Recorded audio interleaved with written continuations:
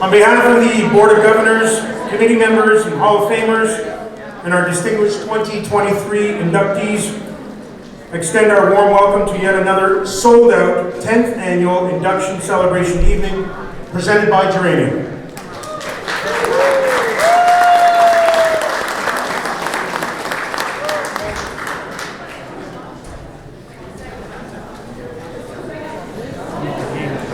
My name is Gavin Kahn. I'm the President and Chair of the Aurora Sports Hall of Fame, and my partner is here. There she is.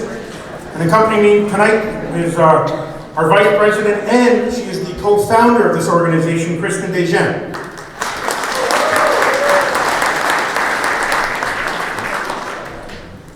Tonight, ladies and gentlemen, we have a very special occasion in store for you tonight. Not only are we extending a warm welcome to our 2023 class of inductees, we will also reveal the names of the 2023 Aurora Sports Hall of Fame future Hall of Famers.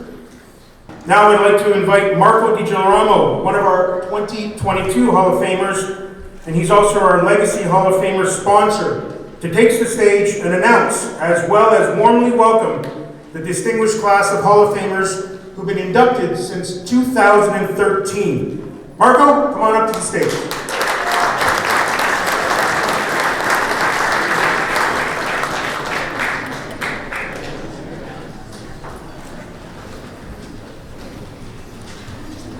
Hey, good evening, everybody. How was everybody tonight? Marshmallows in you? It's not every day you get to stand on a stage and introduce a bunch of legends in the community, so I'm very privileged to be up here, and let's get this started. So Hall of Famers, class of 2014, Alex Ansel.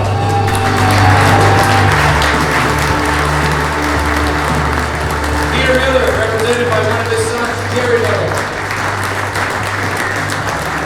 Ben Steenhorst.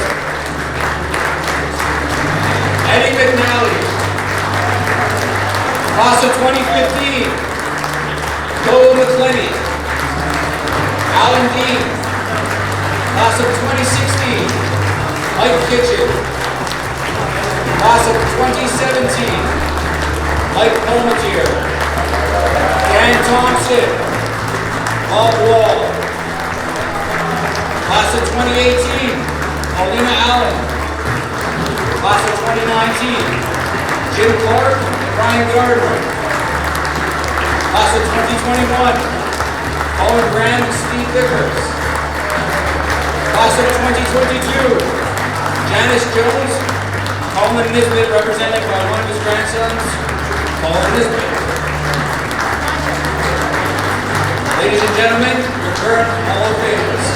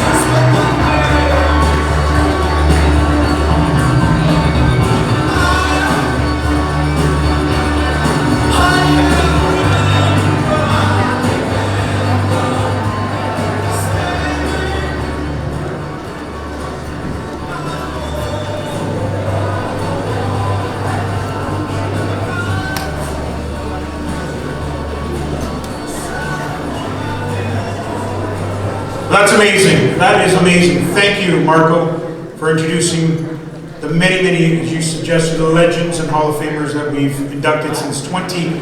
I mentioned that co-founder next to me is Kristen Desjardins.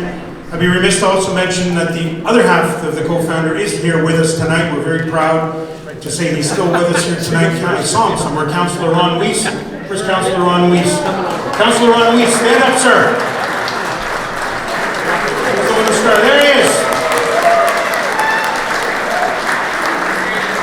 These two individuals took this idea, Kristen had the idea, and Councillor Ron Weiss took it and grew it, and we are here 10 years later tonight.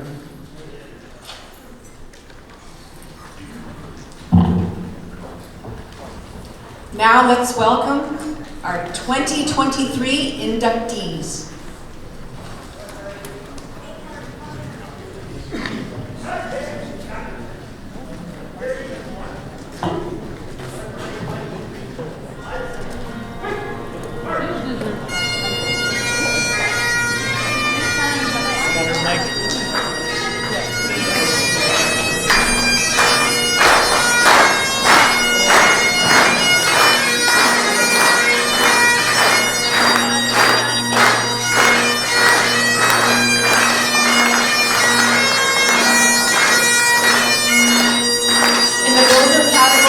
Representing golf, we honor the late Lori Buckland and accepting on her behalf, Renee Buckland.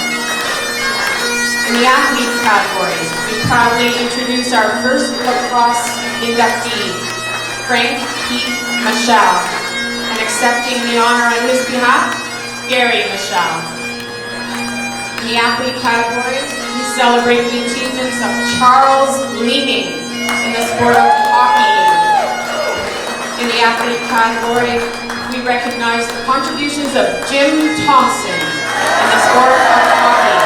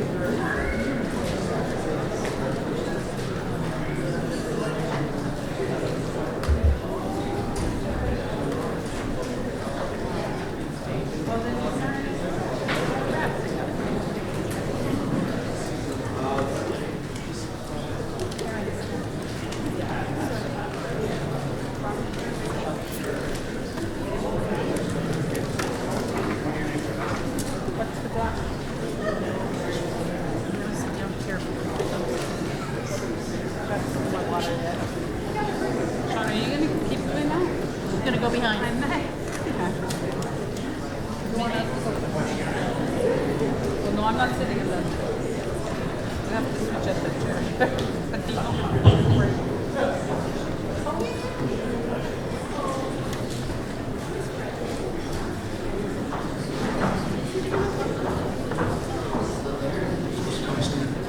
If we can, for those who are able, could you please stand for the singing of O Canada?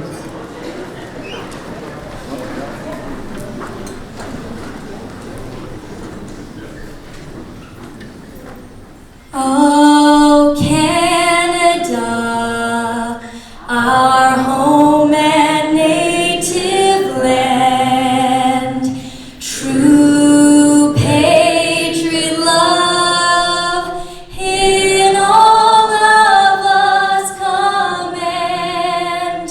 With glowing hearts we see thee rise, the true north strong and free. From far and wide, O Canada, we stand on guard for thee. God keep our land glorious and free. Oh, Canada, we stand on guard for thee. Oh, Canada, we stand on guard for thee. Thank you.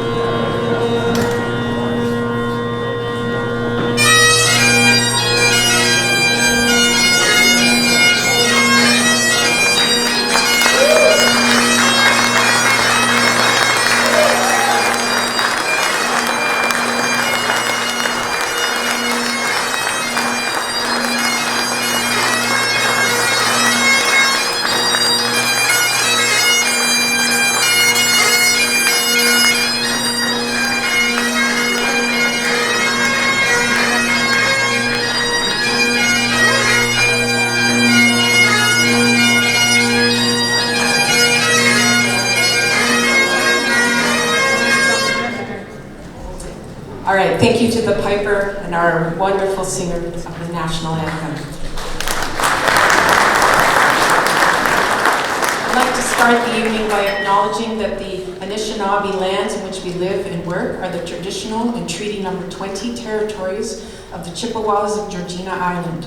As community members of Aurora, we have a shared responsibility for the stewardship of this land while recognizing the many other nations whose presence here continues to this day. We further acknowledge that Aurora is part of the treaty lands of the Mississaugas of the Credit, recognized through Treaty Number 13, as well as the Williams Treaties of 1923. A shared understanding of how the rich cultural heritage that has existed for centuries and of how our collective past brought us to where we are today will help us walk together in a better future.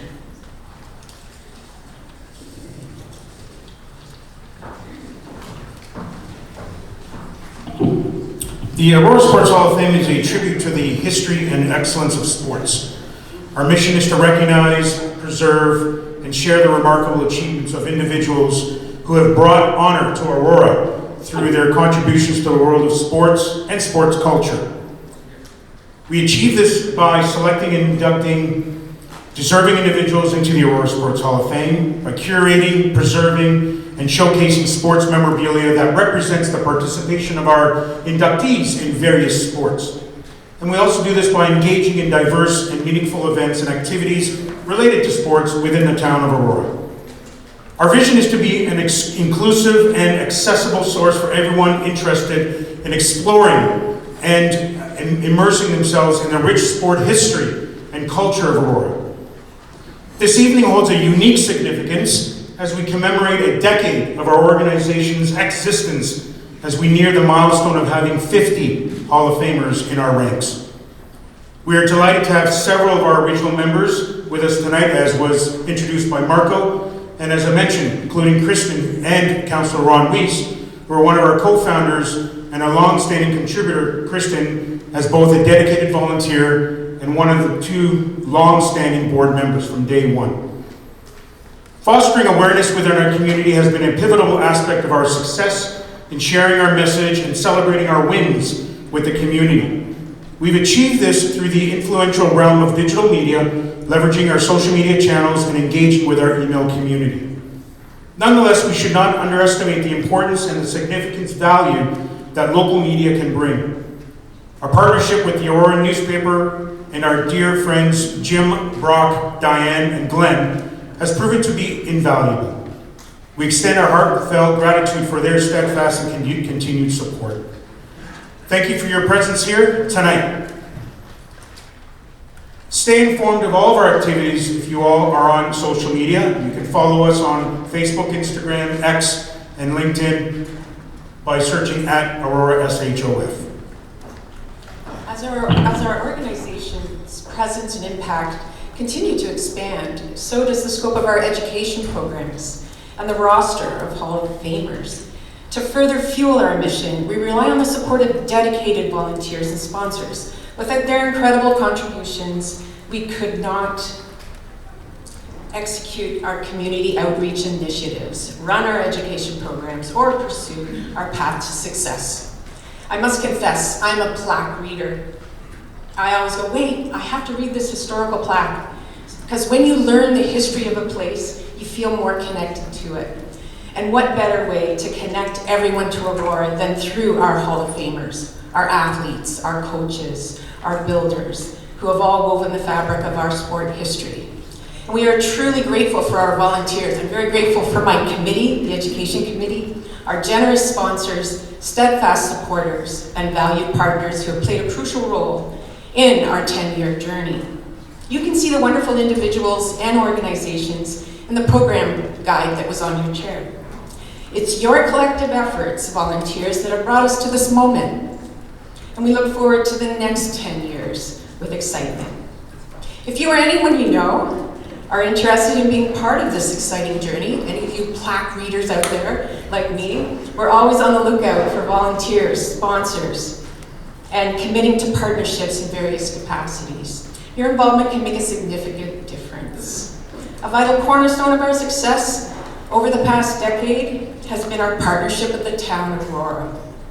Without the steadfast support of our town, including the dedicated members of town council, our organization could not have achieved what it has over the years.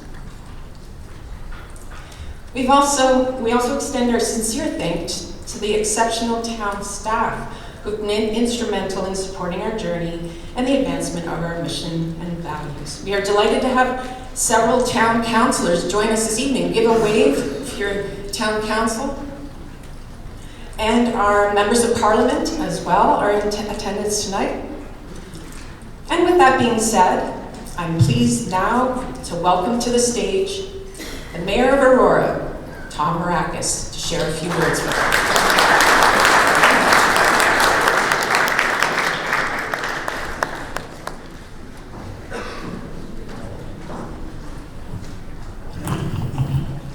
Good evening, everyone.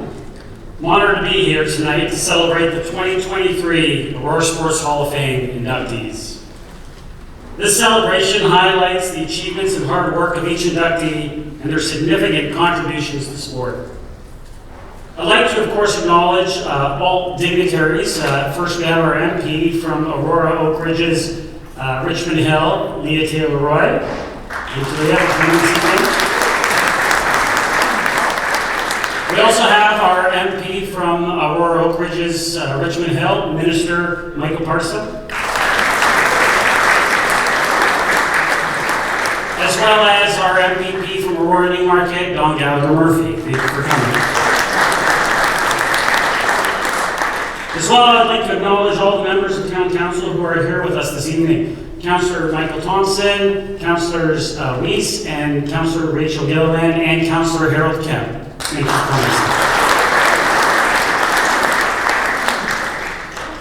And thank you to the event organizers, as well as the Aurora Sports Hall of Fame Induction Committee for selecting these distinguished and talented athletes and community builders. For our community, the Sports Hall of Fame represents perseverance, dedication, and our community's love for sport. It provides all of us with a space to reflect on the sporting achievements of our community members and the inspiring display of teamwork. Tonight, the achievements of the 2023 inductees, Lori Buckland, Charles Leeming, Frank Pete Machel, and Jim Thompson will forever be enshrined in the Aurora Sports Hall of Fame.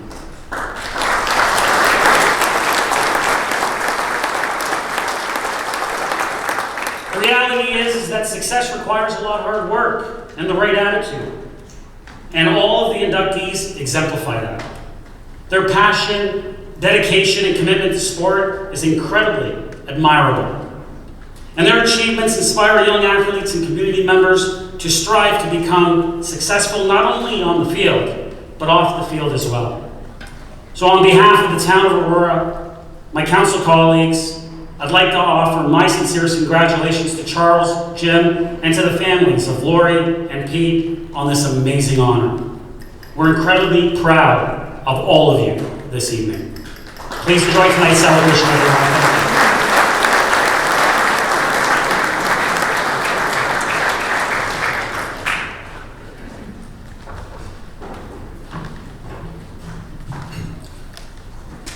Last night we hosted our annual VIP meet and greet, which unofficially marked the beginning of our two-evening celebration as we acknowledged our event sponsors and partners.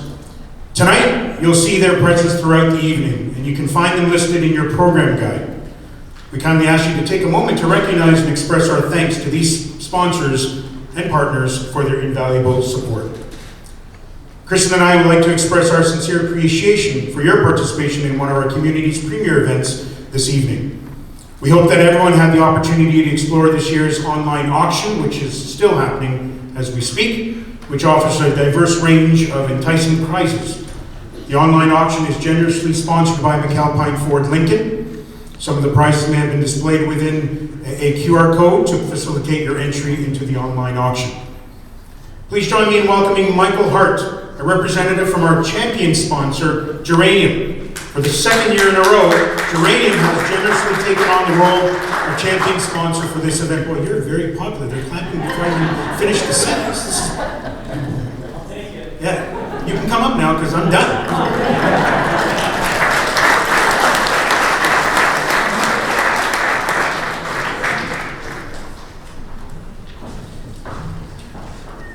Good evening, everyone.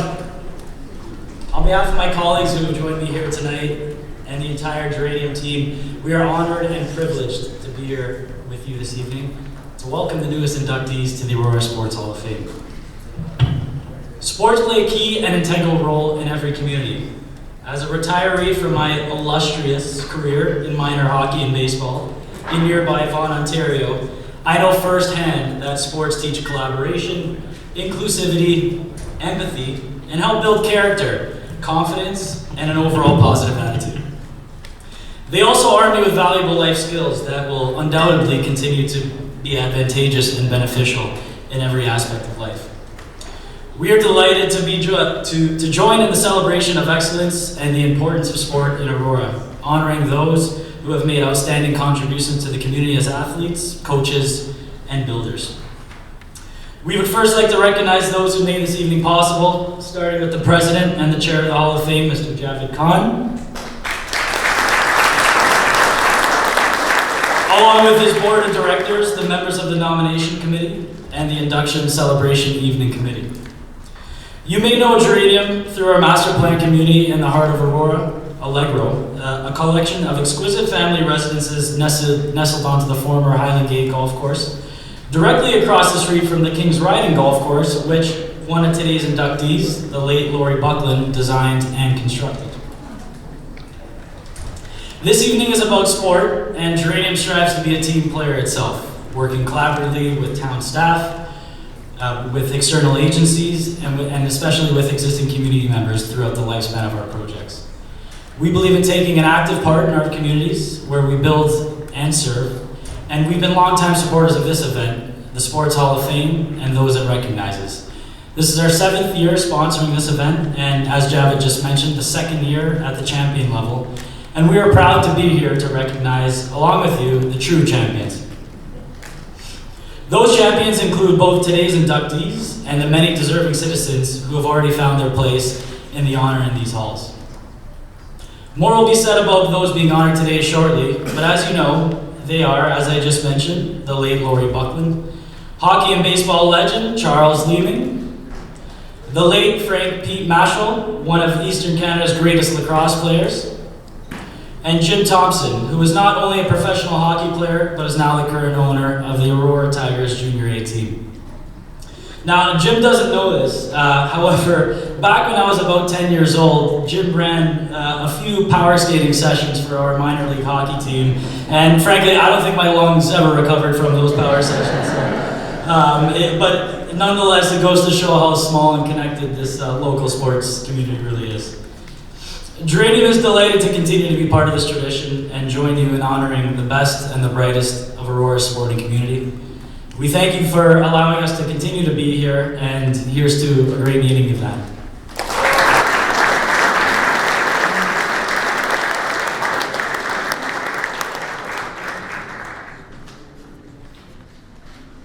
Michael, we extend our wonderful thank you to you and your entire amazing Geranium team for stepping up to the champion plate. We are truly appreciative of your commitment. Now, it's an absolute delight to introduce someone who requires no formal introduction. He's a familiar face to all of us, an award-winning sports broadcaster, and an honorary Aurora resident. Please join me in extending a warm welcome to our Master of Ceremonies, Mr. Rod Black.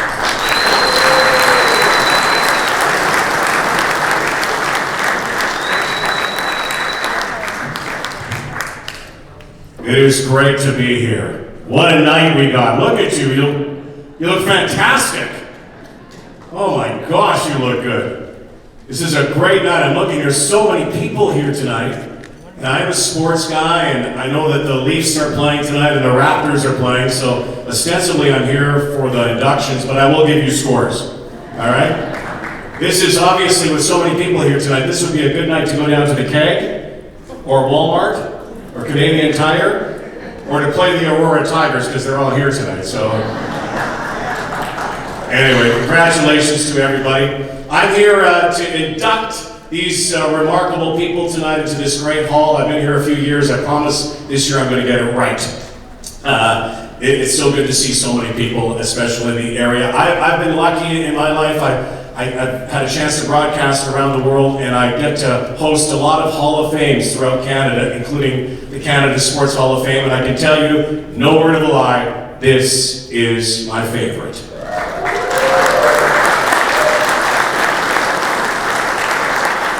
Because I live here and I pay taxes. That's how it works. But one of the things is that you may know me as a man of all seasons, a man of many sports, but I'm also a man of a few voices. And I thought I'd get you started tonight because I like having fun, and I think we're all here to have fun tonight as well. Sports is fun. I thought I'd start the night by going through something that I was dreaming about the other night. I love Aurora. I love this place. I love the people. I love the sports. This is the 10th anniversary, 10 years now, of the Aurora Sports Hall of Fame. And it's spectacular down at Sark. I love that place, being in an arena. But one thing is missing. Just one little thing. You really don't have a celebrity ambassador. I'm not a celebrity. I like to be your ambassador. Jim Thompson would be a natural celebrity.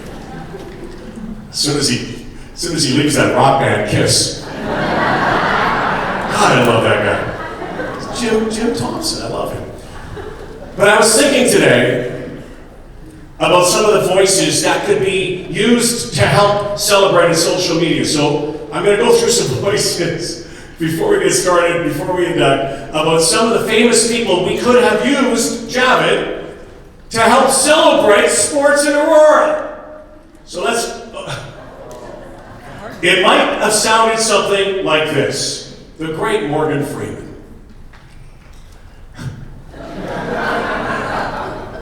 Hello, my name is Morgan Freeman. Their legacy, your future. The road to redemption starts in Aurora, Ontario, Canada. Go to the hall, happy 10th anniversary. Brought to you by Visa. This is an easy one. Past and present, the late, great Sean Connery would have simple. Good evening. My name is Sean Connery. James Bond, the Aurora Sports Hall of Fame. Shaken, never stirred. This one's easy. Matthew McConaughey, the Aurora Sports Hall of Fame. All right. Oh, I love Jack Nicholson. We all love Jack. I probably need my glasses for this one. If I can find them. I'm gonna need them tonight. How are you, Aurora? I'm going to tell you, this town is incredible. It's your old friend Jack here. It's a shining example of the terms of endearment of 10 straight years of legacy and future. And if you can't handle the athletes, you can't handle the truth.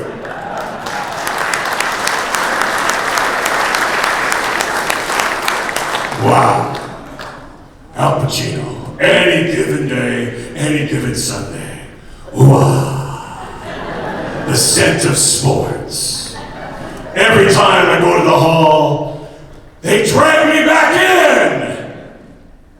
You can laugh at that one. Oh, here's my friend, Charles Barkley. I hope he doesn't hear this. Hi, my name is Charles Barkley. I just want to say wonderful Aurora.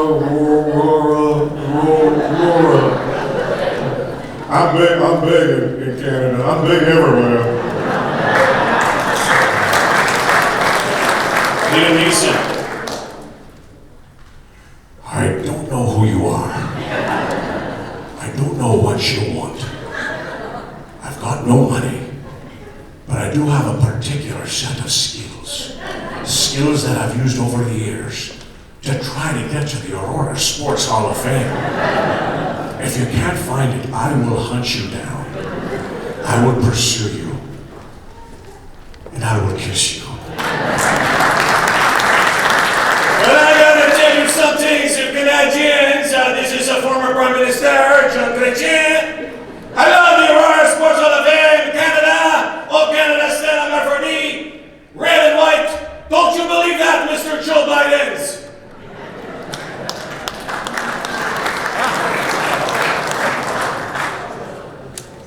Right on. Golly. Right on, right here. Right on. No fooling, no joking here, no joking. Aurora, Sports Hall of Fame, great. Yeah. Wonderful. I didn't have Patty Whack here at home.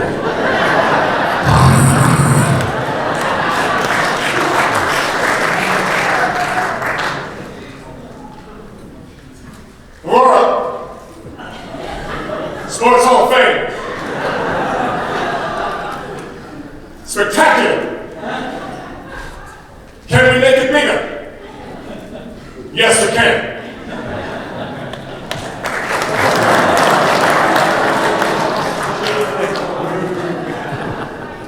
You know, you're right about that. It's a wonderful, wonderful place. I gotta tell you something right now, the best place in the world.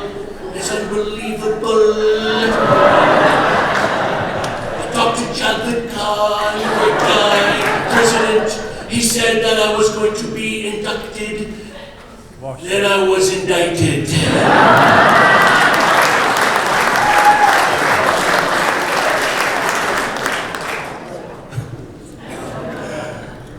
My fellow Canadians, Americans, and Aurorans, I just got to tell you something right now. I love Aurora.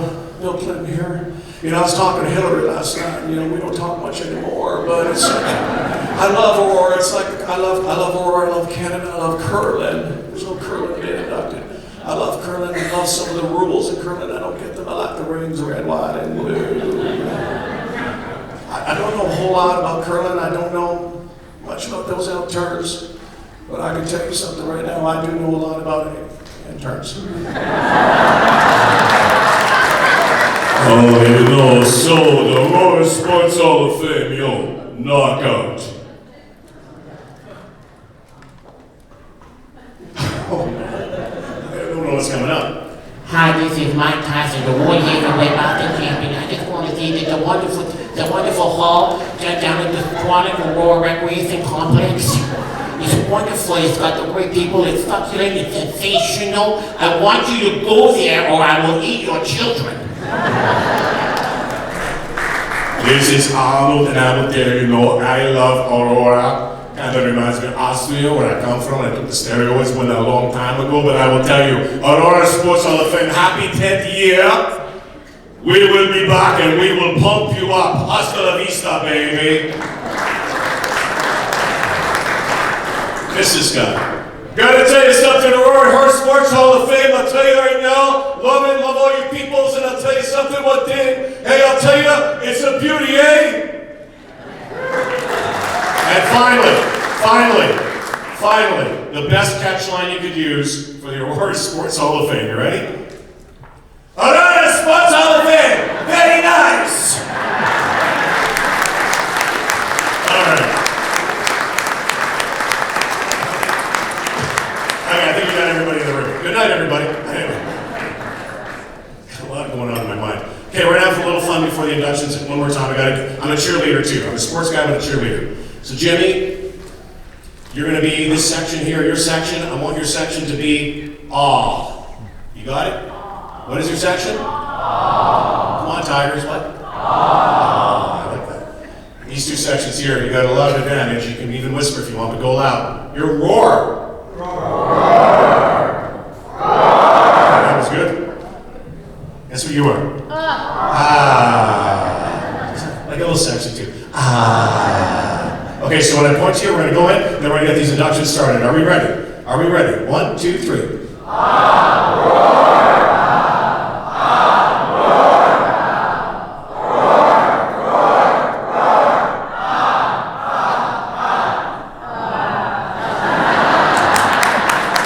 One more time.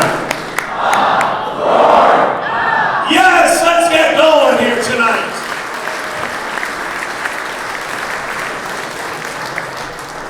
Sounded like a porn film there for a second. All right. Great to have all of these great people who are here tonight. I see all the green cardigans and the sweaters. I look at all of you who have been here before. Marco last year, and Jimmy Clark, my great friend, Ryan Gardner, we lost Dave this year. May he rest in peace. We're all thinking about him. We've lost some people in this hall, and we're inducting a couple of posthumous people this year. I thought, rather than have a moment of silence, why don't we start tonight by having a great moment of applause for those, including our Pell Guards, that we have lost.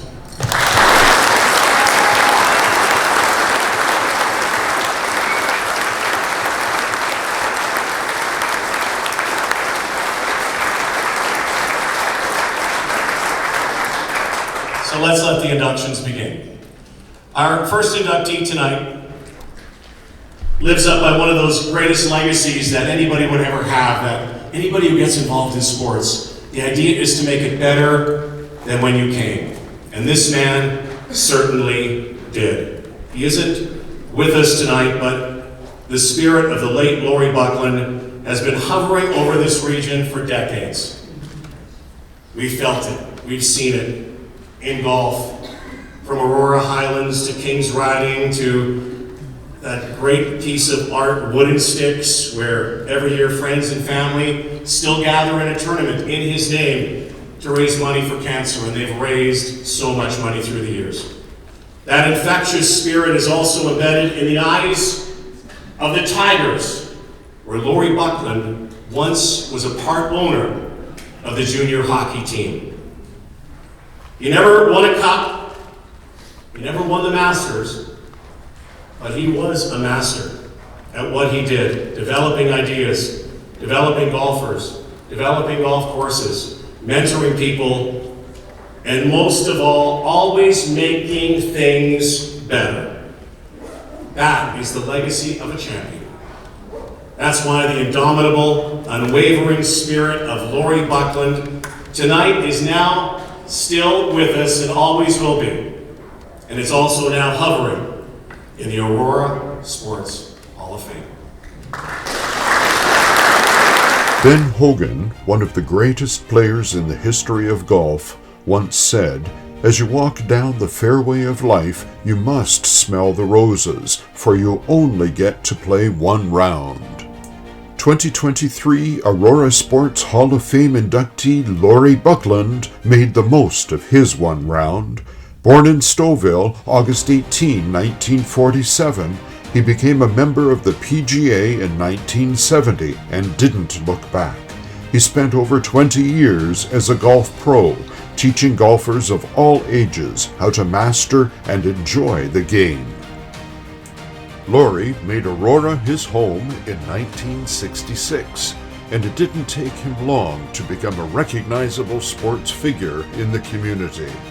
Over the course of his career, he was named Assistant Pro of the Year and Golf Pro of the Year, but titles didn't matter much to Laurie. It was connecting with people that meant the most to him. While he was known for his great competitive spirit, it was really his patience and dedication to his students and staff that people will remember. Although Laurie lost a battle with cancer in 2013, his legacy sets a strong example for others. Dedicated, loyal, hardworking, and gentle are just some of the words his family and friends used to describe him. When Laurie passed the playing out exam to finish off his eligibility for pro status, his wife Renee says he was overjoyed. The game he loved from an early age was no longer just a passion, but a career. In 1973, Laurie was promoted to become the head professional at the Highlands and earned the title of sports director. He had the talent, energy, and willingness to help people of all ages with their game, but it was teaching young children and teens that he had a soft spot for. Laurie reveled in the development and success of his students. For example, former LPGA player and big break winner Jan Dowling was a student of Laurie's when she was 12 years old. He lit up with each goal she reached. He did mentor her after he left Aurora when he was at Bradford. He mentored a young lady that ended up being on the LPGA tour. So, he was passionate about teaching golf to juniors and ladies and guys. Anybody has a problem with a golf swing, Laurie would take you out and straighten you out. So, he was great that way. He was great at sharing his time with people. Teaching golf was truly fulfilling to Laurie. However, he also enjoyed the opportunity he had to direct all kinds of other sports during his tenure at Highlands, including tennis, squash, and aquatics. Aurora Highlands was like the center of activity for families in Aurora. They had the swimming, they had the squash, they had the racquetball, they had the tennis, and of course they had the golf. And Laurie was the sports director. And he worked with these families for all these sports, so he knew kids from that did everything, and it was he left that legacy of what a fun place to be, and he was a good person to be around all the time. So, kind of an inspiring guy. In the mid-90s, Laurie Buckland became not only the director of golf at Bradford Highlands, but also part owner of the course. In 2000, he moved on to the Wooden Sticks Golf Club in Uxbridge, where he served as the head golf professional and the director of golf. A man with many interests, Laurie became part owner of an Aurora sports store in 1972, and through his retail connections and the solidifying of strong friendships, he had the opportunity to become co-owner of the Aurora Tigers Junior A hockey team. While he played hockey growing up, skating and puck handling could not generate the same enthusiasm as golf or some other sports. For instance, Laurie was proficient at squash as well as tennis, and he loved to ski.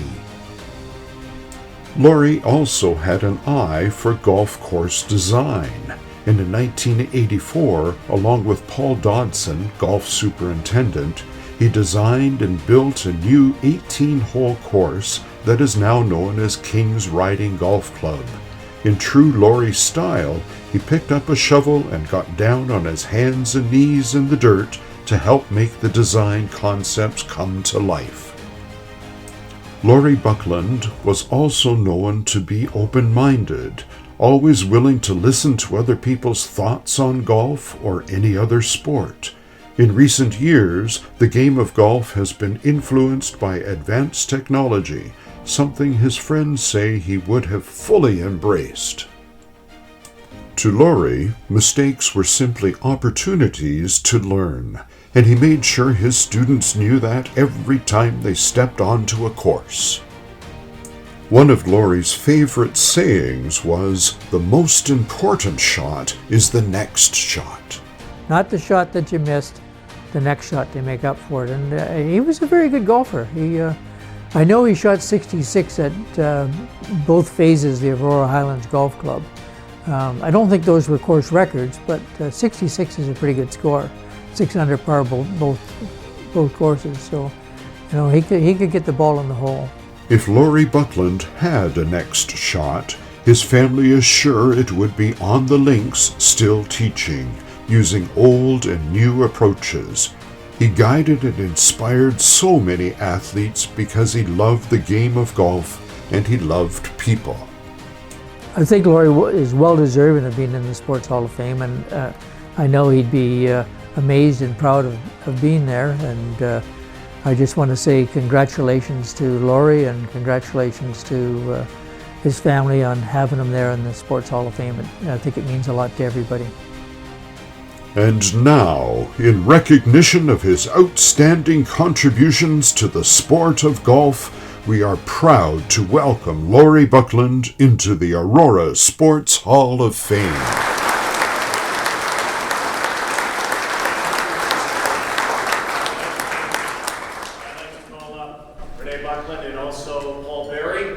For this induction, we have the sweater as well. We have the plaques. I'd like to also call upon Bruce Chappelle, who is from Highlands GM, the presenting sponsor. And we're going to take some pictures. Here they come. Congratulations to the Buckland family.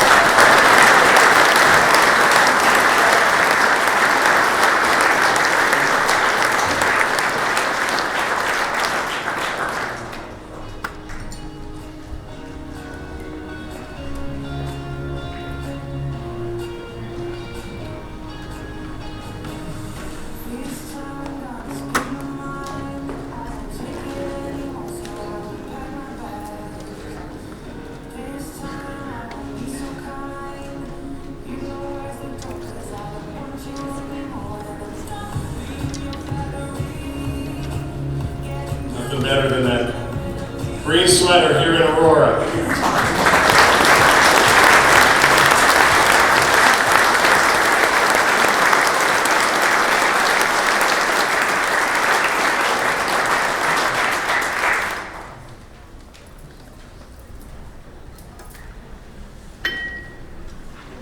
Thanks to Ellen GM, thanks to our page.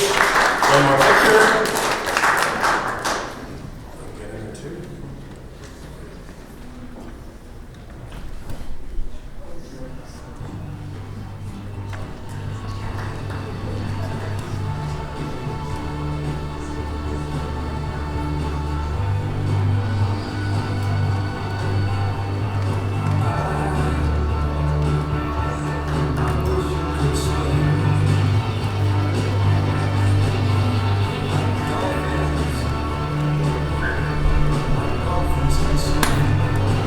Once again, here's Paul Bear.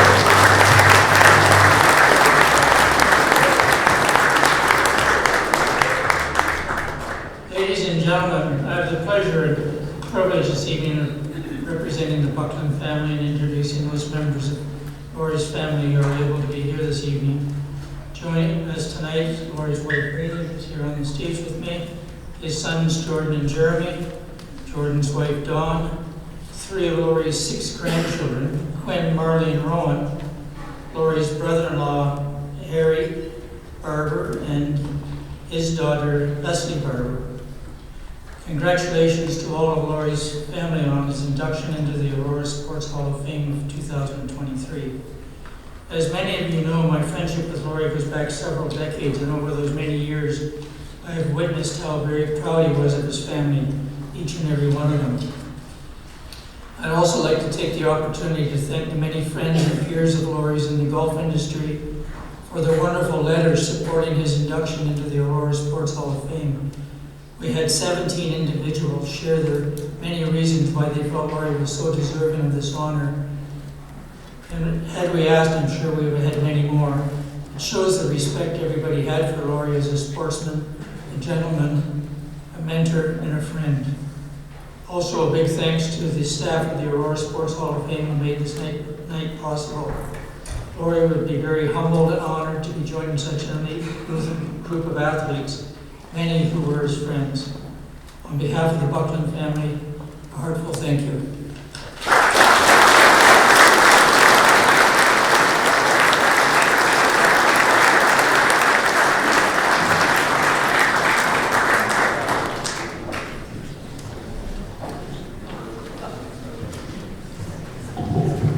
Congratulations once again to the Buckland family now.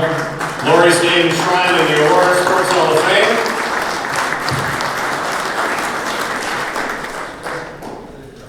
Moving on to our next inductee tonight. I'm sure a lot of people in this room would not have met this person. There might be a few who have met this person because he was born 130 years ago. He died in 1947.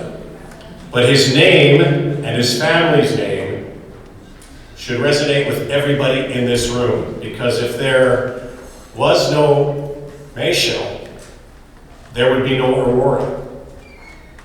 Frank Pete Mayshell's ancestor, Richard, founded this place. It was known as Mayshell's Quarters way back in the 1800s. And eventually, they changed the name, the Roman goddess the sun and the dawn, to Aurora. But that name Mayshell has been around, and Pete Mayshell was around in the late 1800s and the early 1900s, where he developed a name and grew his game in a couple of sports. Hockey, young hockey player, and then he grew to become one of the best lacrosse players this country has ever seen, to the point where he excelled at the sport. He became a Brampton Excelsior, and they actually won the Canadian Championship, the Mann Cup. Often sports announcers and media use the word hero in sports, and I think we use it out of context too many times. But I'm going to tell you, Pete Mayshell was a hero because he served in World War I. That's a true hero.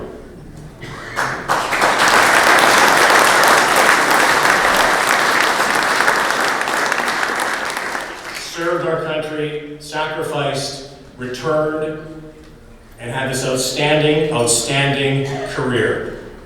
Tonight we honor his legacy. We honor his service. We honor his sport as well. Pete Mayshell is now a member of the Aurora Sports Hall of Fame. Lacrosse is a rigorous contact sport with a long and storied history that dates as far back as the 12th century. This year's Aurora Sports Hall of Fame inductee, Frank Pete Mayshell, is part of that illustrious history. Considered one of North America's greatest contributors to the game, he is being inducted 75 years after his death. Born August 28, 1893, Pete Mayshell was the definition of a true Auroran, or should we say a true Mayshell. His family dates to the early days in Aurora when the town was known as Mayshell's Corners. A strong family history was enough to make the Mayshell clan well known. Then Pete came along and threw himself into the game of lacrosse, adding to the family's notoriety. From the get-go, Pete Mayshell displayed remarkable skills on the lacrosse field. He played with Aurora Junior and Intermediate teams, as well as with the Toronto Maitlands and Brampton Excelsiors. He loved everything about the game, and his teammates could see it in his eyes. He had a fierce determination to succeed and not let his mates down. Nothing would interrupt Pete's dedication to lacrosse or his teammates. Well, except war. Pete signed up with the 12th York Rangers and became part of the 127th Battalion. Along with the rest of the battalion, he was later redesignated as part of an engineering battalion, in his case, the 1st Canadian Railway Troops. Upon his return from war, he couldn't wait to get back on the field. His enthusiasm for the game, as well as his talent, was even stronger than before. In fact, he ranked among the top 10 league scorers for multiple years, 1922, 23, 25, 26, and 27. An amazing achievement, yet not his greatest success. That would come in 1931, when Michel pulled out all his power to help his team, the Brampton Excelsior's Senior A squad, become Man Cup champions. For Pete, winter meant strapping on some skates and battling it out in a hockey game.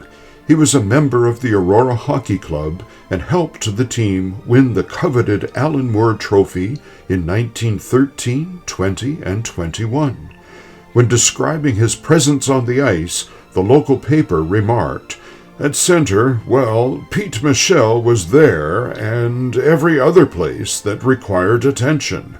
His check found him about as easy to hold as an eel over in the Holland River." Aurora Banner, March 5, 1920. Michel has been described by his family as 100% octane. He was very powerful physically, but he was also strong in character, often willing to lend his neighbor or even a stranger a helping hand. Pete Michel was a member of the Church of England, the Aurora Masonic Lodge, and the Sons of England. Some aspects of Pete Michel's life remain a mystery to this day, like why he was given the name Pete. But what is certain is that his physical strength and endurance on the field proved that he was meant to be a sportsman. Sadly, Frank Pete Michel died in August of 1947 at just 54 years old. But his status is that of a legend in the game of field lacrosse. He set the bar high in terms of energy and talent. His story will stand as a shining example of passion and commitment to sport for many more years to come. And now, in recognition of his outstanding contributions to the sport of lacrosse, we are proud to welcome Frank Pete Michel into the Aurora Sports Hall of Fame.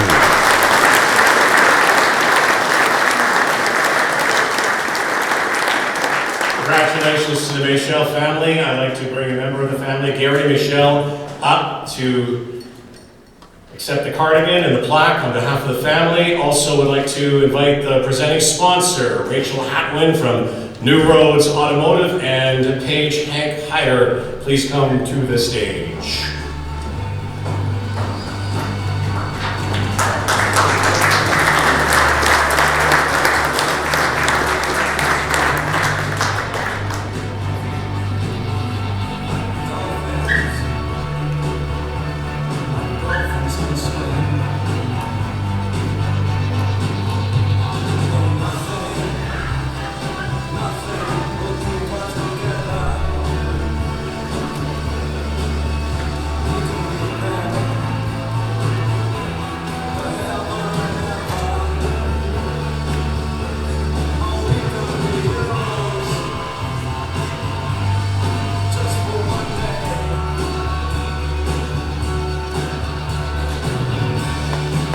Ladies and gentlemen, welcome Gary Michel.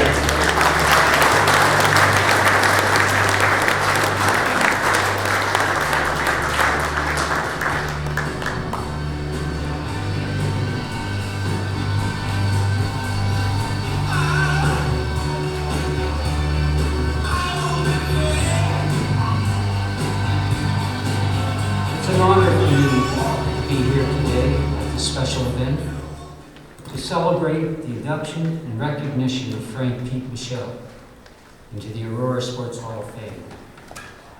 On behalf of my family, I'd like to thank all distinguished members and volunteers for making this evening possible. And a special thanks to Michelle Johnson and Jeremy Hood of the Aurora Museum and Archives. My connection to Pete.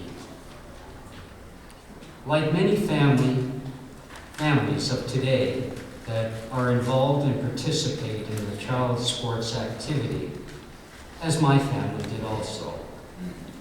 As a boy, at my games, some of my family would just show up.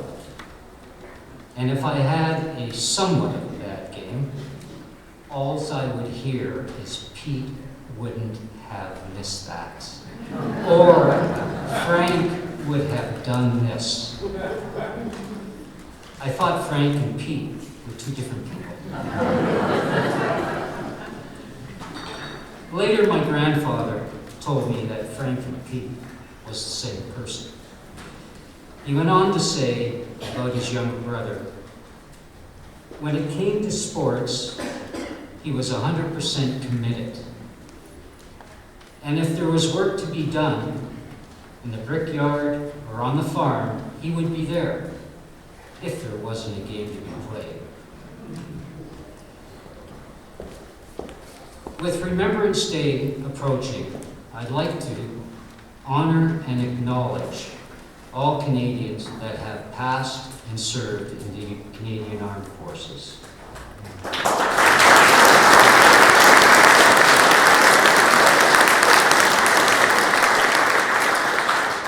I'd like to introduce Bill McLean, where are you, Bill? To speak on behalf of the lacrosse community.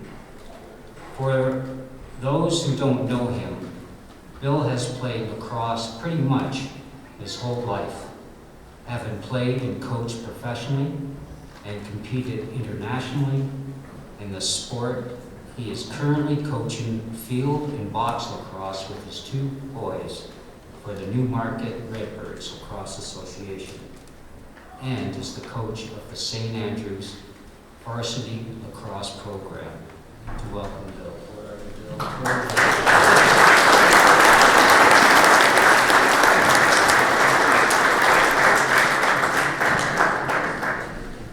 Thank you, Gary.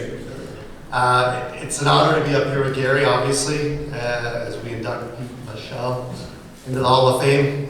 And a very proud moment for the lacrosse family. Lacrosse has basically been around since the dawn of civilization. And as you know, we're inducting the first ever lacrosse player in the Aurora Sports Hall of Fame. If my math is right, and at this pace, we should be inducting the first ever pickleball player in the year 3000. It does seem fitting, inducting with the game's rich tradition and history that we're inducting, a member from World War I in 2023. Known as the fastest game on 2 feet, lacrosse is Canada's national sport and the earliest known sport to ever be played in North America. Well before Pete's time, it was played to decide your livelihood and who had the right to hunt and fish on the land. The game meant security to your family. That's how serious it got. The origin of the game is known to be gifted to the Haudenosaunee people who shared it with the world. To play it means you are participating in one of the most revered traditions to celebrate health, strength, courage, leadership, and fair play. To those that play today, it's known that we play to entertain and honor the Creator. And when we do, He smiles down on us and gives good fortune to us and our tribes. Over the years, lacrosse has really grown in our community. We have local programs like the Newmarket Redbirds that not only offer boys and girls the opportunity to play, but are making significant strides in the lacrosse community, as evidenced by their championship wins and players that go on to represent Ontario and play professionally. We also have Hank Hyder here. As you saw as a page, he represents the St. Andrews Lacrosse Program. A beacon of excellence in high school lacrosse, the esteemed institution not only nurtures the athletic abilities of young men, but also shapes them into well-rounded individuals and responsible citizens. The recent triumph in their CISA championship serves as a testament to their commitment to both athletic and personal development for the lacrosse players. As we celebrate the Aurora Sports Hall of Fame 10th year anniversary, we also celebrate a monumental moment for lacrosse, as it was just announced to be an official Olympic sport in the year 2028.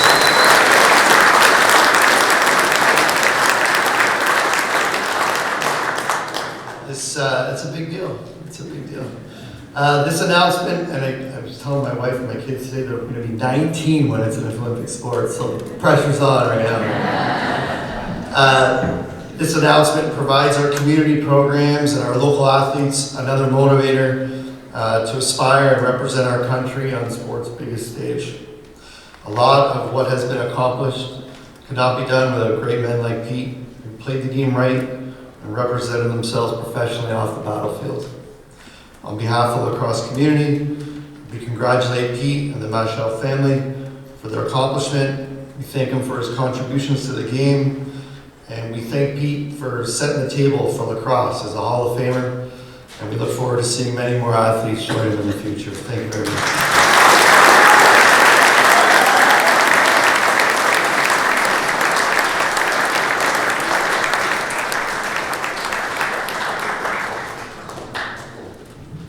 Congratulations to the ASHoF family. We could be at the ASHoF's Corners Hall of Fame tonight. But it could have been.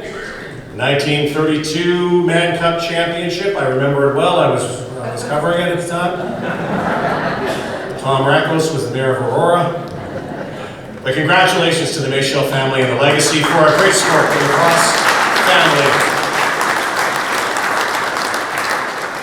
Before we get to our next induction, we are going to talk not about the past, but we're going to talk about the future and those who could be inducted 10, 15, 20 years down the road. We're going to start tonight by introducing a young man who has won this Future Hall of Fame award before. He's a past Future Hall of Famer. He's a champion racer. He won championships in go-karting and snowmobile racing. Since turning his attention to racing, he's won many, many championships. He's recognized for his talent, represented Canada in the 2 biggest Formula Ford races in the world. When he's not on the track, you can find this young man fundraising for Alzheimer's Society in honor of his grandmother. Please welcome a former Future Hall of Famer, but I guess he is a Future Hall of Famer. Please welcome Jake Howard.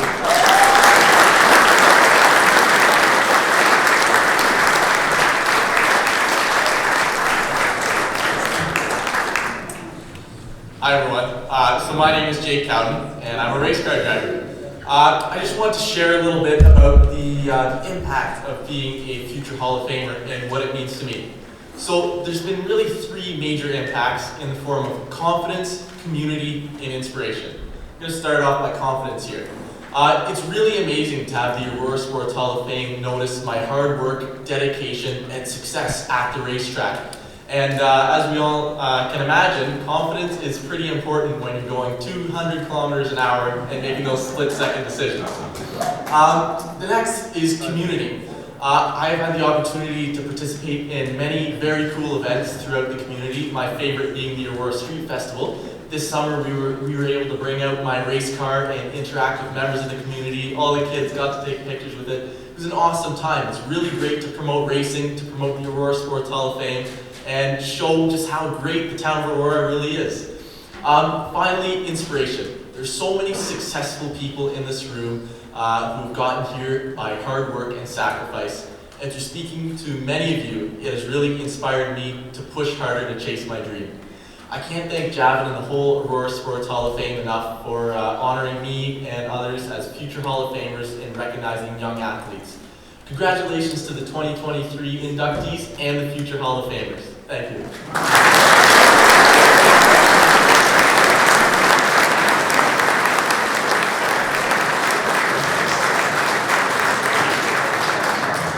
There he is, Future Hall of Famer. Next year's MC, good job. Nice. Watch out for the speed trap on Wellington. It's a wicked one, I'm telling you. Okay, just saying. I know Miraculous, I don't think he's going to help you, but I'm just helping you. Good luck on the track. We'll be watching you, Jake. You're a star. You're a star. Now to introduce a couple of other stars. We're going to start with the male Future Hall of Famer of the Year for 2023. First of all, we are going to bring up Mike Smith.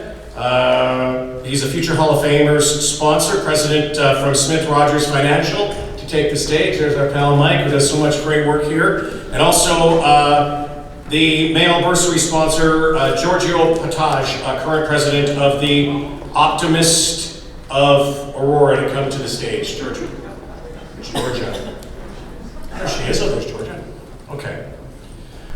This recipient is named Adam Doan. He was born in 2005, and Adam is a member of the Aurora Barbarians Rugby Football Club. Marco. This kid has won so many things. I'm just looking through his accolades. He's the J. Gordon Memorial Award winner for his outstanding leadership, commitment, integrity in rugby. Additionally, he achieved recognition as an Ontario Scholar. I think that's more important than anything, and consistently made the principals list. In the world of rugby, Adam's achievements stand out.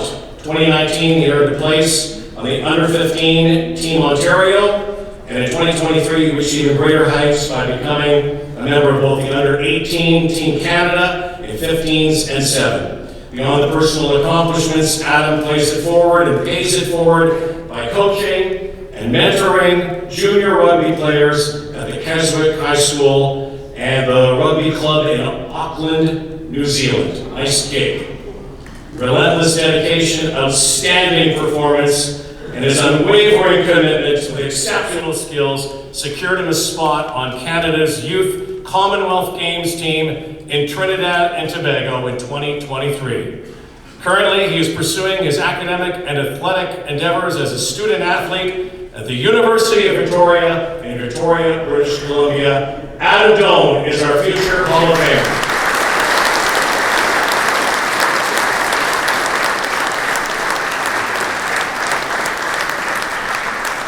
And we do have a message from Adam. Hi everybody, hope you're all having a great evening. I'm sorry I can't join you tonight, but I just wanted to say congratulations to all the other award winners, and I want to say thank you to the Aurora Sports Hall of Fame for this amazing honor. This award means a lot to me, as this town has been instrumental in my rugby career the last couple of years. The big part of that is the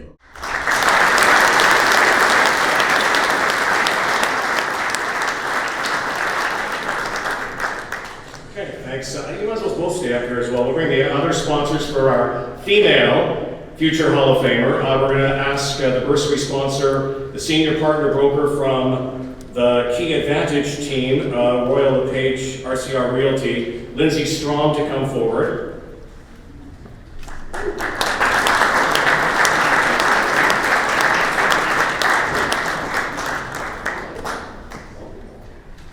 Okay, and Adam's parents are. Oh, I'm sorry. Let's bring Adam's parents up. He wouldn't be here if they weren't here. Come on up. There.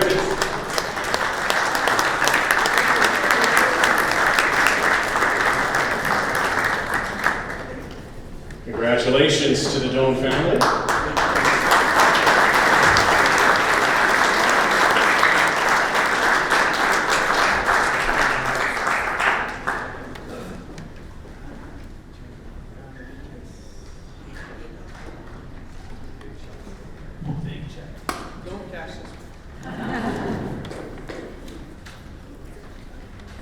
Congratulations again. Thanks to the Optimist Club.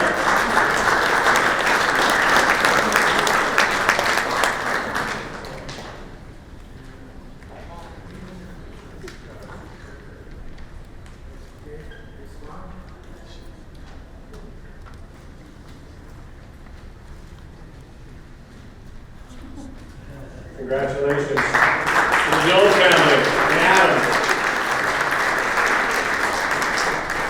Well, I assume is doing what he should be doing tonight, and that's studying, right? And now to our female future Hall of Fame award winner for 2023, and I know this young lady.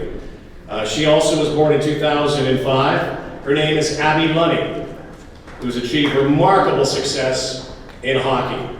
Proudly represented the Central York Girls Hockey Association, the Aurora Panthers junior hockey team, dedicated scholar throughout her academic career. Abby received prestigious awards including Lieutenant Governor Community Volunteer Award, the Neighborhood Network Give Back Award, Ontario Scholars Honors as well for her. Her commitment extended beyond academics as she served as a mentor to young hockey players. I've seen her on the ice. She's worked with young kids.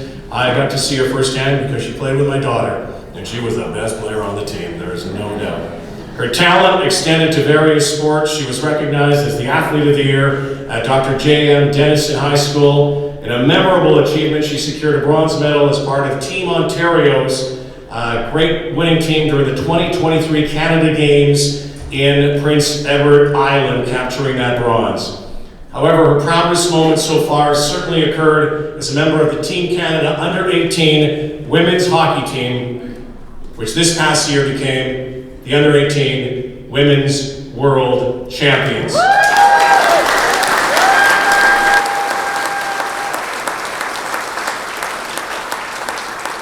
She too is studying tonight. She's at Nipissing University in North Bay, Ontario. She continues to excel and inspire dedication and achievements in athletics and academics, and she too has a message for you. Here is Abby Lennon. Hello everyone and good evening. I wish I could have been there with all of you tonight to celebrate and would like to congratulate all the inductees this evening. Thank you to both the Central York Girls Hockey Association and the Aurora Sports Hall of Fame for this amazing honor. Being recognized as a future Hall of Famer is such a privilege. I've been so proud to represent the Central York Panthers Association throughout my minor hockey years and hoped that I would inspire young athletes to dream big and to work hard to achieve their goals in life. It has always been a priority of mine to be a positive role model within the community and with our younger Panthers. Again, thank you very much and enjoy this evening's events.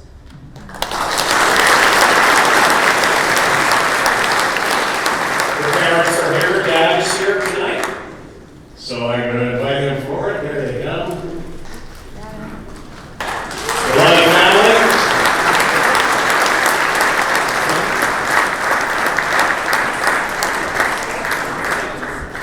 We have our best to Abby. Gold medalist, world champion from here in Aurora. And thanks to Royal LePage, the sponsor.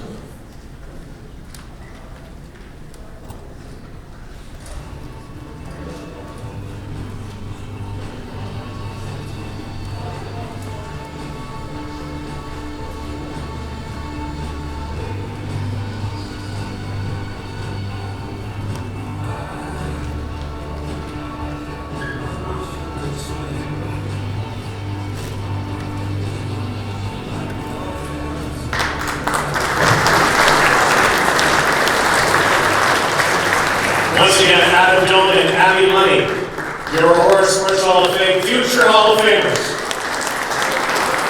Be wearing those green sweaters someday. And now continuing with our inductions tonight, our next inductee tonight is Charles Chocklini.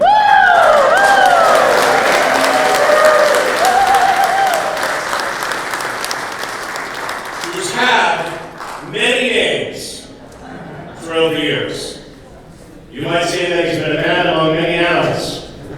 He's been a lion, a cub, a lark, a bear, a colt, a tiger, an unwanted ugly duckling. He's been a sports zookeeper, you might say, but maybe the best way to describe him is local legend. A legend that was born on ice rinks, fastball diamonds, and a legend that has grown throughout the decades. I think we should also call him Bunny as an energizer, because I don't know how he played all of these things, had this great family, was a great person in business as well, and still played games in rinks and diamonds. And then, of course, I believe he absolutely retired far too early. Last year, at the age of 79. Tonight, leaving the legend, skates into the Aurora Sports Hall of Fame. The greatest game on earth. That's what 2023 Aurora Sports Hall of Fame inductee Charles Leeming calls hockey. It's a game he played for an incredible 70 years. Born May 8, 1943, Charles Leeming spent some of his formative years growing up in Kettleby, but at the age of 7, he moved to Aurora and went on to become a fixture in the hockey community. Learning to skate just years after he discovered how to walk, the idea of sliding across a slippery surface at great speed was too alluring for him to turn down. Leeming only hung up his blades in 2022 due to a knee injury. In the early 50s, Charles Leeming got his first taste of hockey as a peewee player in Aurora. Not long after, he moved up to Bantam and helped his team take home the Bantam Championship. In 1957, while playing on the Aurora Bantam team, he and his teammates won the Ontario Championship. He has said that over the years, he was lucky enough to learn from some very experienced coaches. In 1958, an eager Charles signed up to play at the midget level, only to discover that the team had no sponsors and no coach. That year, the team hit the ice wearing used jerseys that were tattered and torn. The local newspaper dubbed the team the Unwanted Ugly Ducklings. Leeming wasn't bothered by it. He was just happy to be playing the game he loved. At age 16, Charles was playing juvenile hockey. Thankfully, this time around, there was no issue getting a sponsor or a coach. Not long after that, he became a Junior B player for the Aurora Bears. It was 1961, and Roger Nielsen, who coached in the NHL, was Leeming's coach. In 1962, Charles Leeming was a player on the first Aurora Tigers team. It was a Junior C level. The left winger, supported by a strong right wing and center, scored 40 goals during regular season play. He was 19 at the time, married and a father, but he was still pursuing a dream of playing professional hockey. Well, Chuck will give you 100% every day. Whether it be working, do the woodworking, the tool and die maker by trade, but anything that he does, it has to be right, it has to be perfect. I'm not going to do it the second time, I do it the first time and do it right. Chuck and I just hit off as good friends, and this has been that way ever since. Fair play, respect, and discipline are qualities that Leeming has always carried with him, both on and off the ice. His dedication to the game extended beyond himself and into his community. He has coached both hockey and baseball teams. Next to hockey, it was the sport of baseball that kept him active. During his time on the baseball field, he was part of a team that won 3 Ontario championships and 2 Canadian championships. Charles began playing organized baseball at 12 and continued to play until he hung up his cleats in the late 70s. When Charles Leeming aged out of the local hockey league, he continued to play pickup for several years. He was also a big supporter of the NHL Old Timers Hockey Club. At one point, he was even asked to be the stuntman for a TV show that included the NHL Old Timers and the Aurora Old Timers team Old Colts. Charles received a certificate of appreciation from the NHL Old Timers Hockey Club, honoring his involvement in the charity exhibition hockey game. I think he's a major credit to the town of Aurora. And to me, Chuck is probably the best amateur athlete I think I've ever seen. Charles will be forever remembered, not only for his excellence in Aurora sports, but also for his commitment to the community. I would like to congratulate Chuck for being inducted into the Aurora Sports Hall of Fame. Honestly, I feel that Chuck should have been there probably years ago, but I think it's a privilege and it's an honor for Chuck to be there, and for honor for the town of Aurora to have someone like that as a member of the Sports Hall of Fame. And now, in recognition of his outstanding contributions to the sport of hockey, we are proud to welcome Charles Leeming into the Aurora Sports Hall of Fame.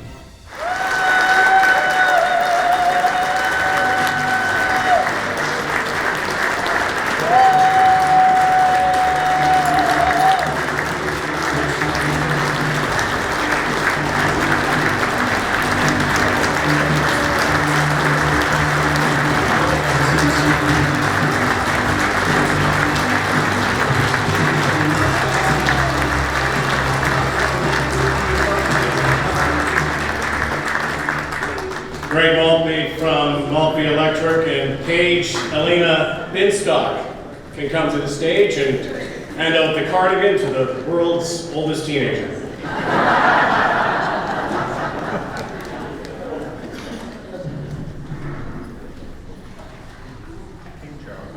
King Charles. Yes, sir.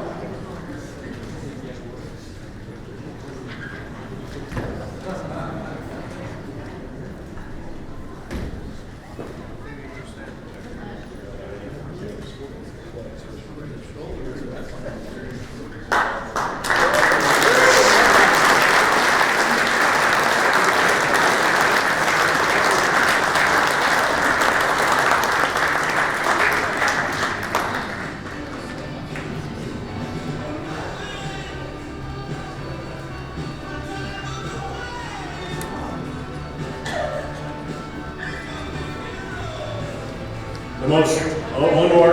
Come on, family, come on out here. Closer. Closer. Go ahead.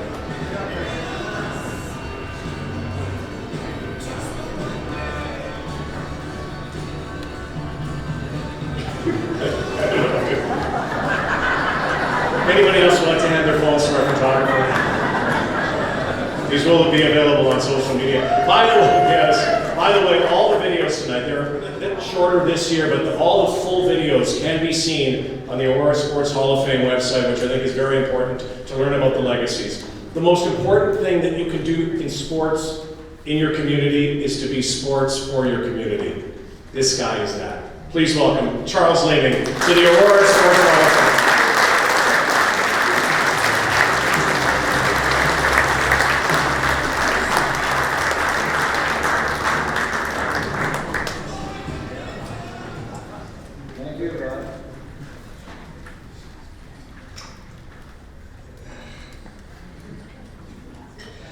It's a privilege to be here tonight amongst the fellow inductees and the members of the Aurora Sports Hall of Fame. There are so many people that have played a part in my induction. Thank you, Greg Maltby. He was my sponsor of the award. I'd like to thank Wendy Brown and the other members of the Aurora Sports Hall of Fame and Selection Committee who felt that my candidacy was worthy of consideration. It's a pleasure to be inducted with fellow inductees, Jim Thompson, Lori Buckland, and Frank Mayton.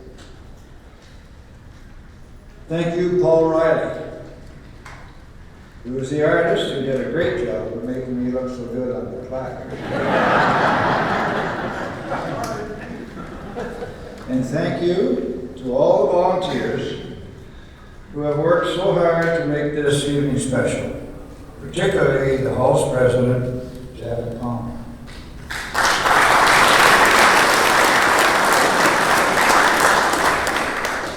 The past few months have been a bit overwhelming in a good way. Everyone associated with the Sports Hall of Fame and this event have gone out of their way to make it special. Thank you all very much. Seeing that video,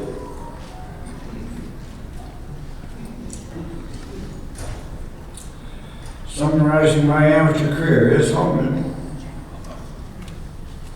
Thanks to everyone who had put a part in putting it all together.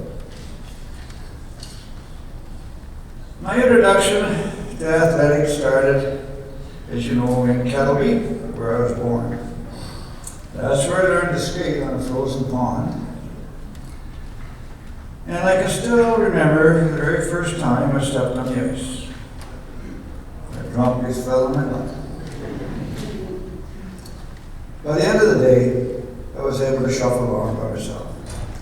I moved to Aurora in 1950, which at the time had a population of about 3,300.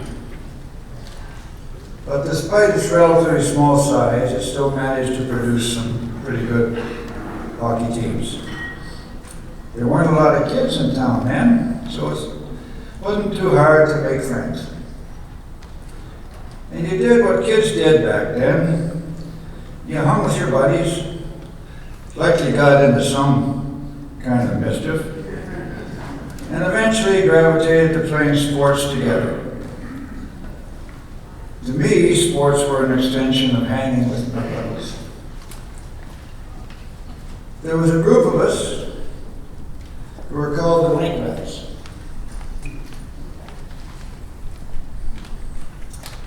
And we used to spend our time at the original arena, which was located on Yonge Street before it burned down. And when the rink was rented to other teams, we would have to shovel and flood the ice. So during the week, we had teams in Toronto coming up to use our ice. So we would sit in a room, do our homework, and then be ready to prep the ice for the other teams. We used to shovel the snow down to the end of the rink into a pit. And sometimes the players would lose their pucks in this pit.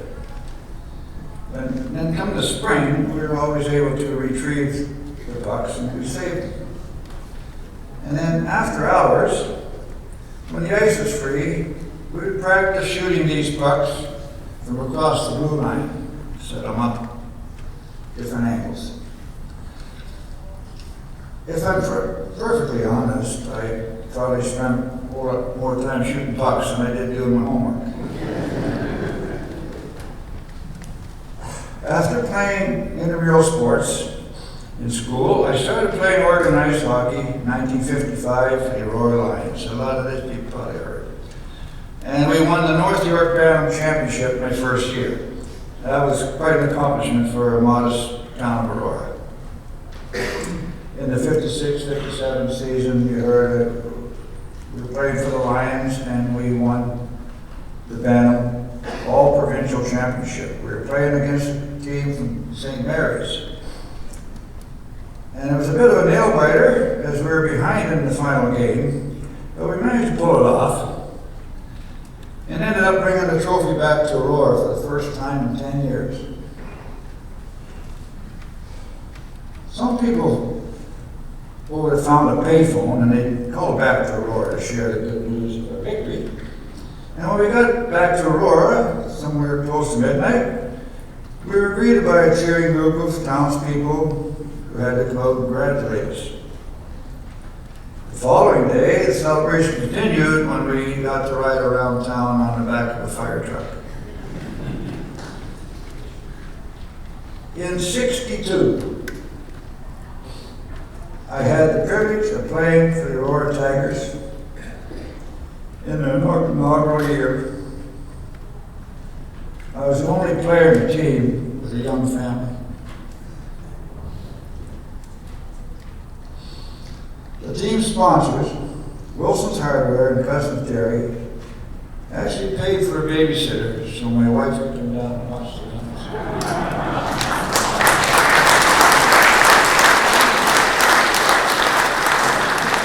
Just another example of community support.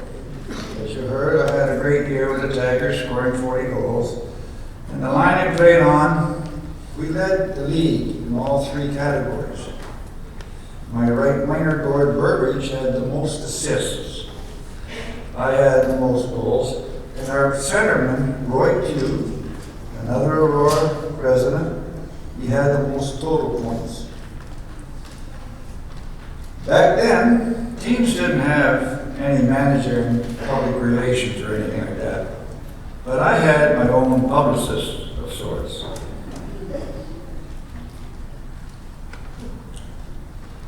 One day, my mother and grandmother were in the stands watching one of my games.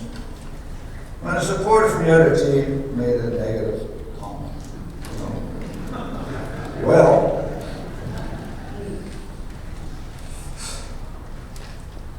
my grandmother was sitting behind me.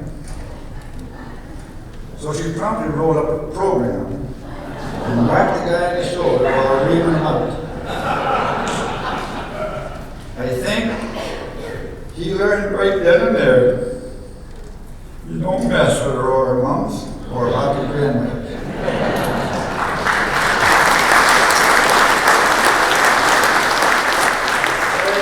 Most of you know, the Tigers are now owned by myself, Jim Thompson. They're a great team and have won the RBC Cup championships twice. It's people like Jim who have kept sports alive and flourishing in our town. And Jim was kind enough to invite me out at the beginning of the season to drop the puck for the game home opener. Never in a million years did I think that as a member of the Aurora Tigers 61 years earlier, I would have the pleasure of being in center ice again. Thank you, Jim.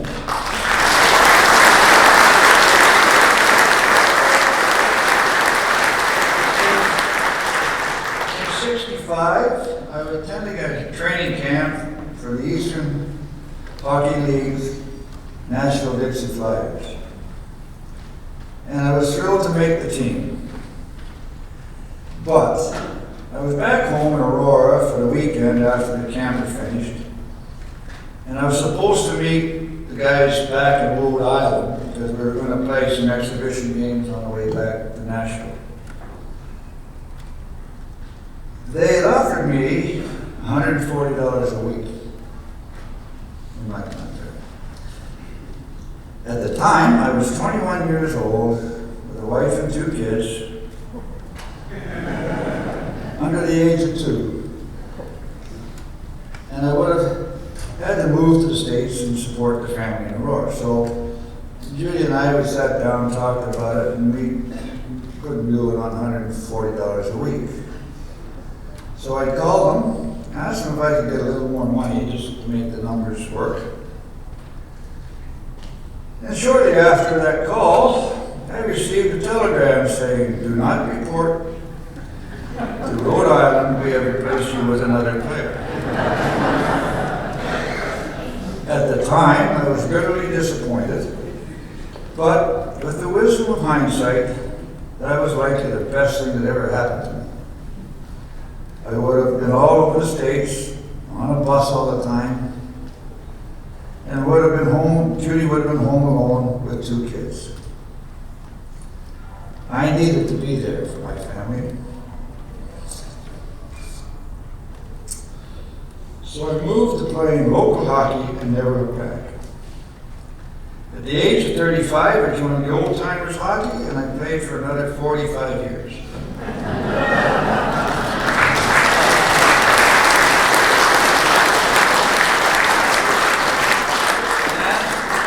I met some great people who became great friends. Many of them are sitting right in this section tonight. Thanks to all you fellas. But while I continued to play hockey and enjoy it, I decided to take up a summer sport to stay in shape, which led me to fastball. In 1963, I was a member of the Aurora Glenville Farms Dairy team that won the All-Ontario Championship for Intermediate B Fastball. The team was coached by Norm Stundon, a member of the Aurora Sports Hall of Fame. In 1968, Normie recommended me to go and play for the Vance Jewelers team in Richmond Hill. And I was fortunate enough to play for the Dimes between 67 and 75. In 71 and 73, we won the All-Ontario Senior A Men's Championship. In 75, we won the Canadian Senior Men's Championship. And in 72, the team had actually won the World Championship. I missed that year. It was great. It was a great team, some great players, and a whole lot of fun. Playing amateur sports for Aurora has been incredibly fulfilling. And I had the opportunity to be coached by some illustrious coaches, such as the late Bill Mundell and Roger Nielsen. I traveled around the GTA, the province, and the country, seeing places and meeting people from all walks of life. It's been a real nice ride. Being here tonight would not have been possible without the support of my family, who actually nominated me without my knowledge. I guess they didn't want me to be disappointed if I didn't get in. My wife of 61 years, Judy,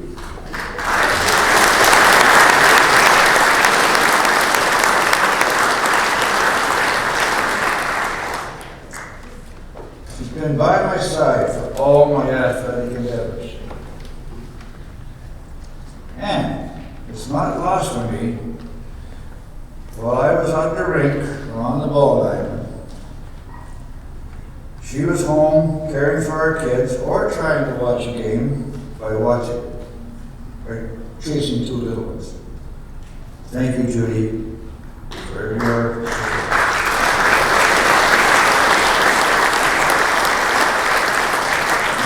My daughter Cindy is here tonight, as is my son Bob and his wife Diane. Thanks for your love over the years. I was reviewing the nomination documents that my family completed to support my candidacy for the Hall of Fame. And one of the selections on the form section was asking the date of my last competition. Well, it wasn't exactly a formal competition. In 2017, I joined my son and his hockey team for our European tour, where we played 5 games in 5 different countries. Our whole family came along, and it was so much fun to play along Bob and his friends. It's a dream for a hockey dad. Not to be outdone by these guys, who are at least 20 years younger. I managed to be the second highest scorer.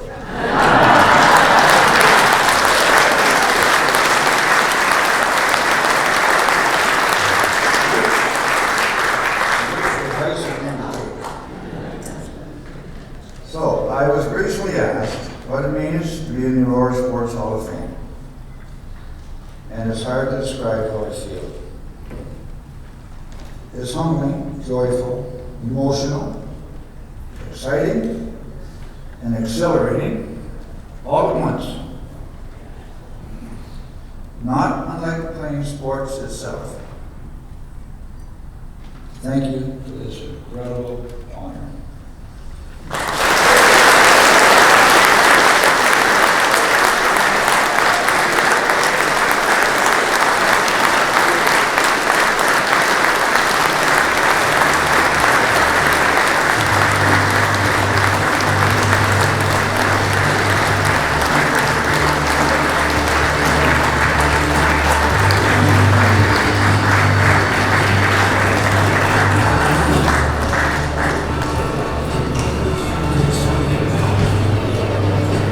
Congratulations to the Leading family. Congratulations, Charles.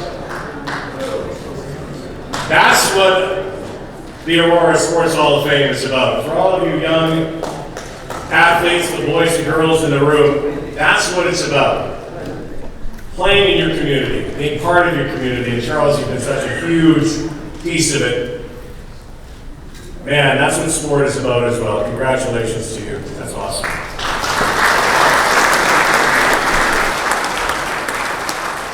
A lot of road games, but sport is a home game. It's a home game. Home is where the heart is what they say.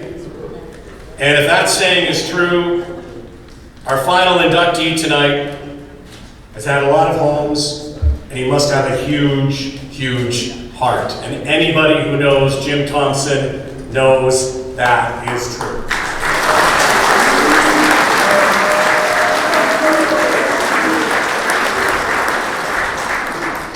Guy's story reads like a made-for-TV movie in so many ways. A young boy growing up, playing hockey in Alberta, drafted into the National Hockey League with stops in Washington and Hartford and New Jersey and minor leagues in between, Los Angeles, where he got a chance to play alongside the greatest player of all time. Although, hang on, Wayne Gretzky got a chance to play alongside Jim Thompson. But that's only part of the story. We all know in sport that adversity offers up challenges, and sometimes with the biggest dreams come nightmares. And from the enormous highs, you can also have devastating lows. And that's when Jim Thompson, the hockey player, the grinder, the enforcer, the survivor, had the biggest fight of his life. And he came out on the good side of it. And we're so happy he did, because he became a mentor, a motivational speaker, a leader, a mental health advocate. That, to me, is his greatest legacy. He found his true home here in Aurora, where he is the owner of the Tigers and continues to make dreams come true for so many hockey players and so many people. He's done it. Jim, my friend, dreams do come true. Welcome to the Aurora Sports Hall of Fame. It's 1965, and the Maple Leaf becomes the official flag of Canada. The Guess Who's Shaken All Over hits #1. The Montreal Canadiens win a second consecutive Stanley Cup, and a new hockey pro who goes on to become a lifesaver is born. Aurora Sports Hall of Fame inductee Jim Thompson was born into a large family in Edmonton, Alberta on one of the coldest nights in 1965, December 30th. The negative 31-degree temperature that day was fitting when you consider that cold winters would end up providing Jim with his favorite play space, as well as his training ground for a future career as a professional hockey player. As a young boy, Jim could skate circles around others his age on the outdoor pond near his home. He wore several pairs of socks in a borrowed pair of skates several sizes too big. His ease at gliding across the ice was surprising, since he had no exposure to skating at that time. In fact, he had never even watched a hockey game. Jim was drafted by the National Hockey League's Washington Capitals in 1984 and would go on to play on 6 other NHL teams, including the New Jersey Devils, Ottawa Senators, Los Angeles Kings, and the Mighty Ducks of Anaheim. During his time in the league, the right winger was known as a hard-working, formidable attacker who gave 100% every single game. Over the course of his career, Jim Thompson played in 4 other leagues: the Ontario Junior A Hockey League, the Ontario Hockey League, the American Hockey League, and the International Hockey League. Add up all the leagues, and he played just under 600 games. Although he was known as the player who always had his teammates' back, Jim's history shows that his game was much more than checking opponents and protecting teammates. One of his earlier seasons in the OHL saw him garner 23 goals and 28 assists in 63 regular season games. When playing for the AHL's Utica Devils in the 80s, he racked up 43 points in just 60 regular games. The phrase, "You've come a long way, baby," describes Thompson perfectly. Jim Thompson truly had the odds stacked against him when he was growing up with his 9 siblings and parents in a small community in Edmonton. Money was tight, and his parents couldn't afford to pay for skates or hockey equipment. But thanks to a childhood friend and borrowed gear, he got his first taste of skating at the tender age of 6, and then fell in love with hockey. Making a minor hockey team, let alone the NHL, was unlikely. But Jim was that kind of kid who would never give up. Recently, Jim Thompson said, "When I really wanted something, I worked and worked until I got it." At some point, Jim's mother managed to scrape together the $21 needed for him to try out for a minor hockey team. And when he stepped on the ice at that tryout, it was only a matter of minutes before he was told he'd made the team. Fast forward to his teenage years, and a tryout in Ontario suddenly saw him as a Toronto Marlborough in the OHL. At just 16 years old, the foundation was being set for his future in the NHL. He chased his dreams. Many people told him he can't do what he wanted to do. He persevered with hard work, chased his dreams, and became an NHLer. So part of his lessons for the youth is don't let anybody say you can't do it, and you can be anything you want in this world. As long as you work hard, you're humble, and most of all, you're a good person. Like many eager, driven players in the NHL, Jim Thompson played and fought hard, which led to several injuries, including a broken back and several shoulder surgeries. When he retired from playing hockey in 1995 due to an injury, he struggled with depression and addiction. In Jim's words, it got bad, really bad. He lost everything. Thankfully, with help from Ontario's leading nonprofit drug rehab treatment center, Newgate 180, the real Jim Thompson re-emerged and turned his hockey background and the darkest days in his life into a life-saving mission, helping other addicts come back from the brink of death, as well as teaching young hockey players the importance of good values and clean lifestyle. Today, Jim Thompson is known as a motivational force in the lives of young people. Despite all his success and experience in professional hockey, if you ask Jim, he will tell you that his calling was not hockey, but his ability to save lives. He established Jim Thompson's Dreams Do Come True to mentor young people. He has taught countless young men how to develop sustainable success in sports and in relationships while pursuing their passions and dreams.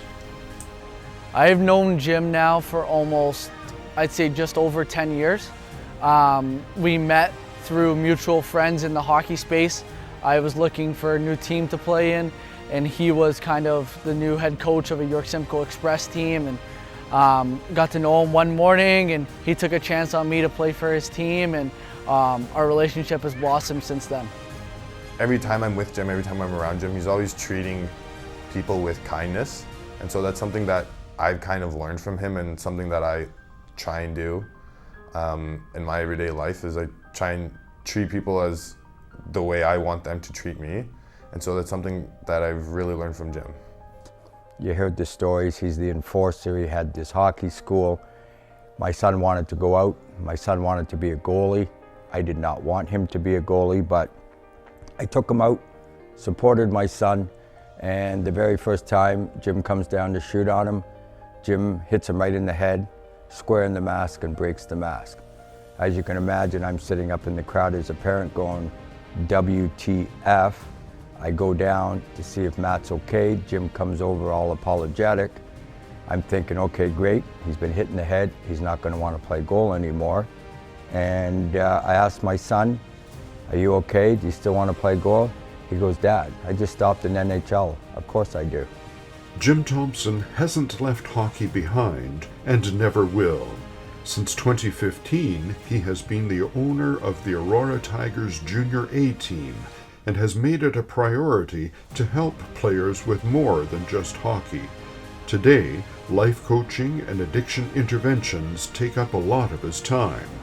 He has said many times that the feeling he gets from helping people is as good, if not better, than the feeling he had playing in front of thousands of fans. An Aurora resident for the last 14 years, Jim Thompson calls living here an honor because in Aurora, people really care about each other. Jim's unwavering commitment to the sport of hockey and the community is a testament to his character. He inspires athletes and dreamers every day. His influence and ability to uplift and empower others will be felt for generations to come.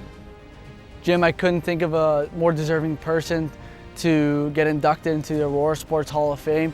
You're a mentor to me, and you're a mentor to so many others like me who grew up playing the sport of hockey. You have helped change so many lives and helped change my life in a big, impactful way. Jim, at this time, I'd just like to congratulate you on being inducted into the Aurora Sports Hall of Fame. You're most well-deserving of this honor, and hopefully by you being in there, other people will know that can't doesn't exist. Jim, you are a motivation to myself and to others. You're inspirational, and I want to say congratulations for being inducted into the Aurora Sports Hall of Fame. And now, in recognition of his outstanding contributions to the sport of ice hockey, we are proud to welcome Jim Thompson into the Aurora Sports Hall of Fame.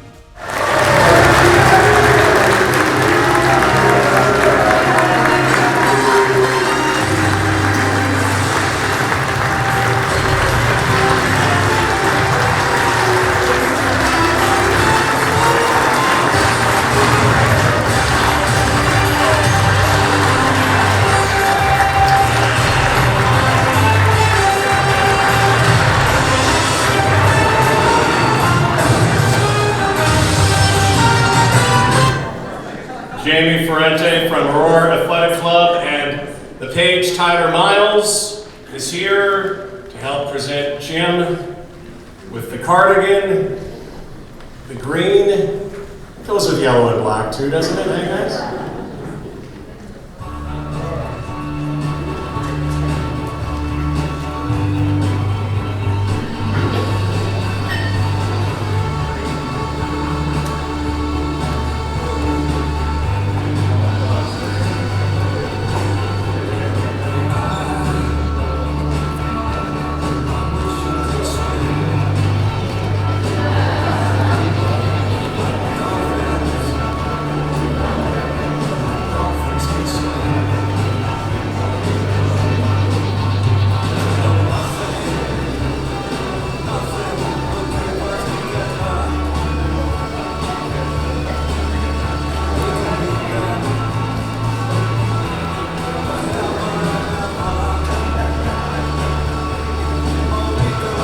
Now earlier I did say that that word hero is sometimes taken out of context in sport, but somebody who has changed and saved people's lives, they are a true hero. Dreams do come true. Please welcome Jim Thompson to the Aurora Sports Hall of Fame.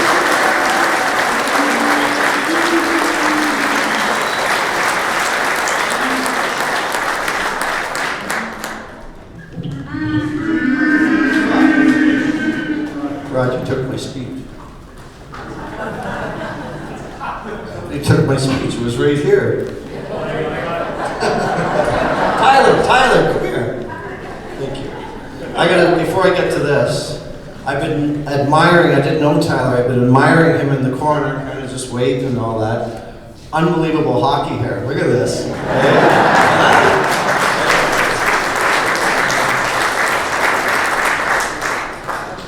Since I've been 14, I've had this hockey hair, and I had to cut it 1 year when I got picked by the Anaheim Mighty Ducks in the expansion draft. You can go ahead, Tyler, thank you. But I went down to Anaheim, and they said, we got good news and bad news. We got a 3-year one-way contract. For me, that was a huge thing. But working for Disney, they said, you gotta shave and cut your hair. And I was like, huh? So that was the first time I cut my hair. Rod Black, I am a huge fan, admire him. And last year, our Aurora Tigers, we get one CHCH TV game a year, and the Aurora Tigers got one, so we were really excited. We're playing the team I played on when I was in the Markham Royals, or the Waxers when I played. So some of these players will remember this. So I'm all excited to go on with Rod live in between the second and third period. So I was in my office watching the game, and I hear this, 1-0 Markham. I hear another, 2-0 Markham. So by the time my interview started with Rod in the second period, we were losing 7-1. So I walk up and he looks at me and goes, what do you want to talk about? I'll never forget it. But we made it work. So we'll get to this one second. I am so honored, everybody. You have no idea. All right.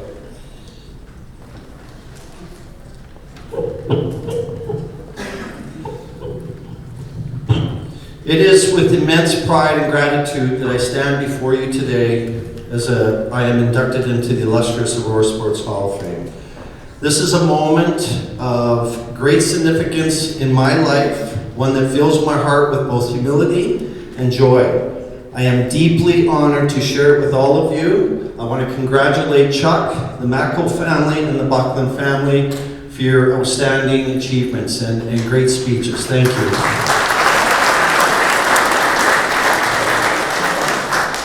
As the mayor said yesterday at a function, this Aurora Sports Hall of Fame is amazing.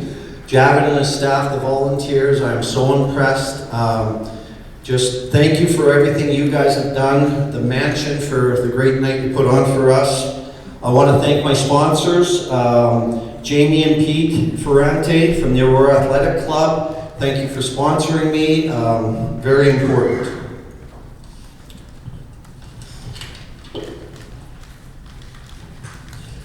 I want to recognize two people tonight that have a big reason why I'm standing up here. So when we moved to Aurora 14 years ago, I guess it was, and I started volunteering and doing the things in the community, which I love to do, obviously, I met these two people and we started going on a tour and a journey over that whole period of time.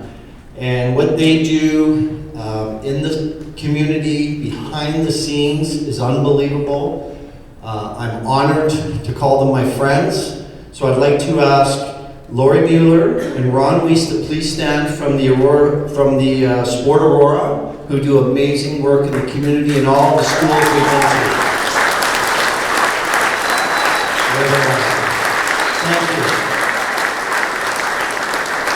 And thank you for including our taggers, and everything, like just the hours we spent in the schools. It's just amazing to give back. Now we're going to go to,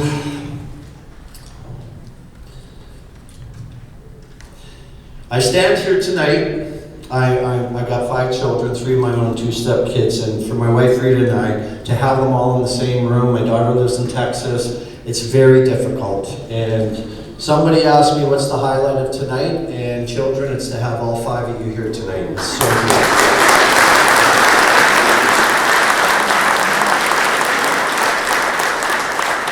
I was scaring them all today. I said I was going to break code and have them all come up here for the whole speech. They're like, no, no, no, no. So what happens in our family is I'm the forefront, I'm the former hockey player, and I go and do all the work, where they're the engine behind the scenes.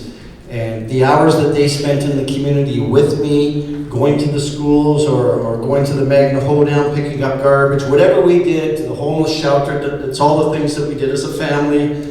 I would like to introduce you right now and honor you guys because you're a huge reason why I'm up here tonight. So, starting with, we're going to go oldest to youngest. Natalie, please stand up. Natalie. I'm going to be in huge trouble for saying this, but I have to because I love her so much. Natalie and Augustus, my new son-in-law, are going to be expecting their first child.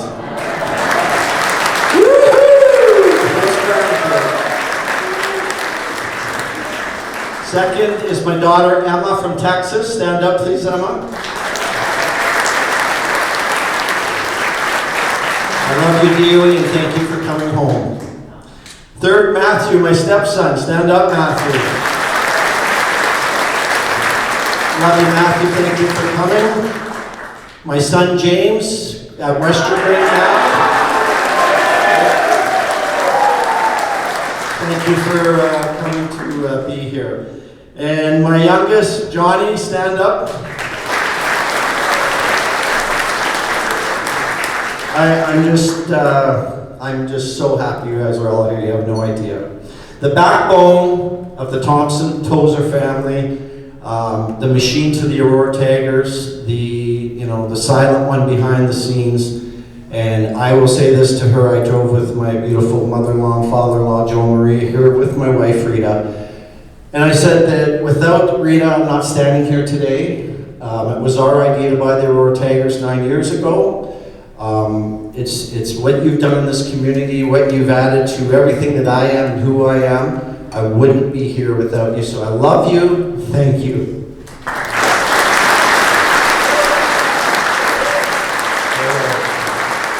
Okay, now we'll get to hockey. And I got to tell you, hockey's secondary in all this. And I'm honored to be with so many great hockey players here tonight, former NHLers. I won't name you all. It's an honor. I'm a hockey fan, so even though I played, if I am in a place and I see a former NHLer, like, I'm in awe. I want to go meet them, and I'm a fan before being a player. So as the film showed, I started at 6 years old, grew up in a trailer park outside of Edmonton, Alberta called Westby Village, was the youngest of 10. Fell in love with hockey, it's all I wanted to do. Sadly, I was famous, I was not a student, and I was famous for going in the front door of the school and straight out the back door, right to the outdoor rink. So, lots of suspensions, but hockey's all I wanted to do.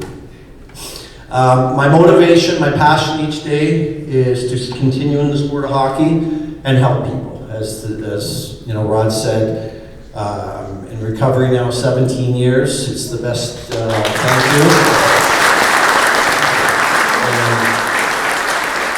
I can tell you, helping a family is 10 times better than scoring an NHL goal. To see the joy of some tragedy, they can come out of it, it's very rewarding, and it's what drives me. I was 16, and I moved from Edmonton to Markham, Ontario with my aunt and uncle, Aunt Roma and Uncle Jimmy. And ironically, my uncle, he brought me to Aurora, so I set foot on soil in 1981 here to meet a gentleman by the name of Ted Tobias, who some of you might remember. He was coaching and GM of the Aurora Tigers, and I'll never forget, he was a real intimidating guy. So he wanted me to play for Aurora. My uncle lived in Markham. Markham was associated with the Toronto Marlboros at the OHL where I ended up. So I ended up playing for the Markham Waxers. 2 years with the Marlies. My dream came true in my second year.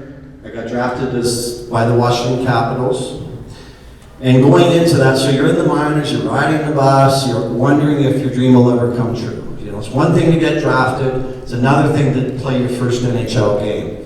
So we were playing in Hershey, Pennsylvania against Philadelphia's farm team. And I didn't know this, but they said, we're going to have you cover their 50 goal scorer, Ross Fitzpatrick. Okay, I always thought I was going to go out and have some tough hockey, fisticuffs or what have you. So I covered this gentleman over 2 games. On Sunday night, all the Washington staff were there waiting for us to come out and on the bus. And what happened in the minors was if they called you over, you pulled your bag off the bus and you were going to get called up. So how many times they were there, and good game, Jim, you get on the bus and you still wait for that moment. Well, I got the moment that night. They called me up to play against the Pittsburgh Penguins on Monday night. And this is when Mario was the best player in the world. So I get to the pregame skate, and the late Brian Murray was our head coach. And we're skating around, and it's like what I waited for. And he goes, "Are you nervous?" And I said, "No, I'm pretty good." And I thought they were calling me up to, fight their tough guys or what have you, just add some sandpaper, some excitement. So we go in after the pregame skate to the office, and the general manager, David Poyle, was sitting there. And they go, "How you feeling?" I said, "Good." They said, "You did such a good job this weekend with Ross Fitzpatrick. We're we're going to have you cover Mario Lemieux tonight. So you have to imagine your first NHL game. And I just got hit over the head with like, are you kidding me? So anyway, that's a whole other story. It went well. And years later, I was doing some work with Ottawa Senators, and I went down to, Rita and I were at the alumni box. And I said, I gotta go down and talk to him. I'd never met him. So the only thing we have in common is we were drafted in the same year. He went number 1, I went 185. So I go down to his box, he's standing with the buddy, it's during warm-up. And I go in and I said, hey Mario, you know, former player Jim Thompson, he had no idea who I was. So I said, there's a game in 1987 that, you know, he played Washington and I was called up and he goes, yeah, I used to get mad at Brian Murray for calling guys up or having guys play him tough. And that one of the reasons, apart from the cancer, that Mario retired was guys like me. So I said to him, I said, yeah, I said, you probably didn't know this though. I said, it was my very first NHL game. And he hit his buddy and he swore and he goes, holy mac, really? So when he did that, the appreciation I got of him understanding your first game and they asked you to do that. So that just, I went back to the box, I was so happy. You don't have to clap, thank you. So, a little Leaf history here. So, my first NHL goal was scored in Chicago Stadium.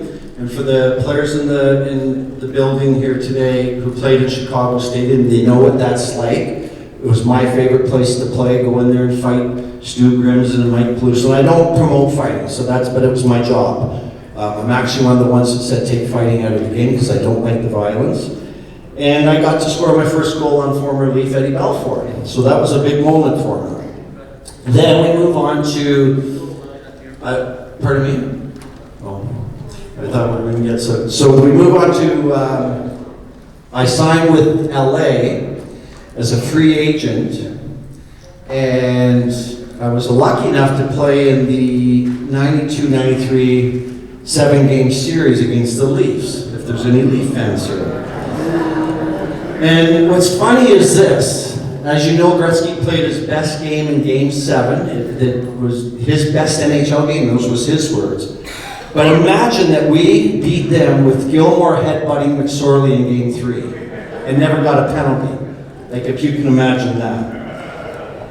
So that was, you know, going to the Stanley Cup final with my idol. I'm from Edmonton, and you know, they had McSorley, Curry, Huddy, all these guys that I just was on to play with. So that was really, really cool. I gotta tell you a funny Gretzky story. So in the final now we're playing Montreal. And in Montreal Forum, you would walk into one dressing room and you change and put the clothes on and your underwear, and then you walk across and your equipment was in the other room. So we won Game 1 in the Montreal Forum, 5-4. And in Game 2, some of you might remember, we were up 2-1 with 1:30 left. And ironically, I talked to Marty McSorley last week, who I haven't talked to in a long time. And Marty got caught with an illegal stick with 1:30 left. We're up 2-1, we're going home 2-0. And what happens is Montreal ties it up on the power play and they win in overtime. So the devastation in the Kings locker room, it was silence, and we were upset. No more than 99. So I was going as a practical joker. I like to have fun, you know, just keeping the guys loose and what have you. So Gretzky was always the first guy to get changed because he had all the media stuff to go do. So he comes in the dressing room. We didn't play that game, so the Black Aces are all sitting in the clothing room, and he gets his dress socks on, his shoes on, and his underwear. He goes into the bathroom and turns on the blow dryer. Now imagine the devastation and how, you know, awkward it is that we just lost this game in the Stanley Cup final. Well, somebody had filled the blow dryer in the morning with baby powder. And all of a sudden you see the whole bathroom, a white cloud of smoke come out. And he comes out, he's completely white. And he looks, he goes, Jimmy, this is not the time. It wasn't me. And I'm just, you know, you had to be there going, you know, under the circumstances. So that was something that when I talk to Wayne, we still laugh about. People ask me what Wayne was like.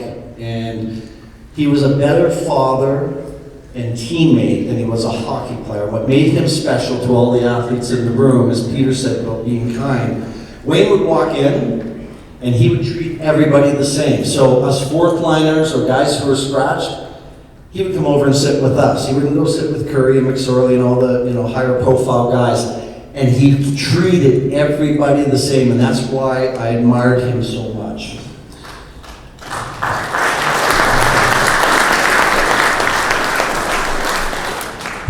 So, now my career takes a turn. Should have brought water up here.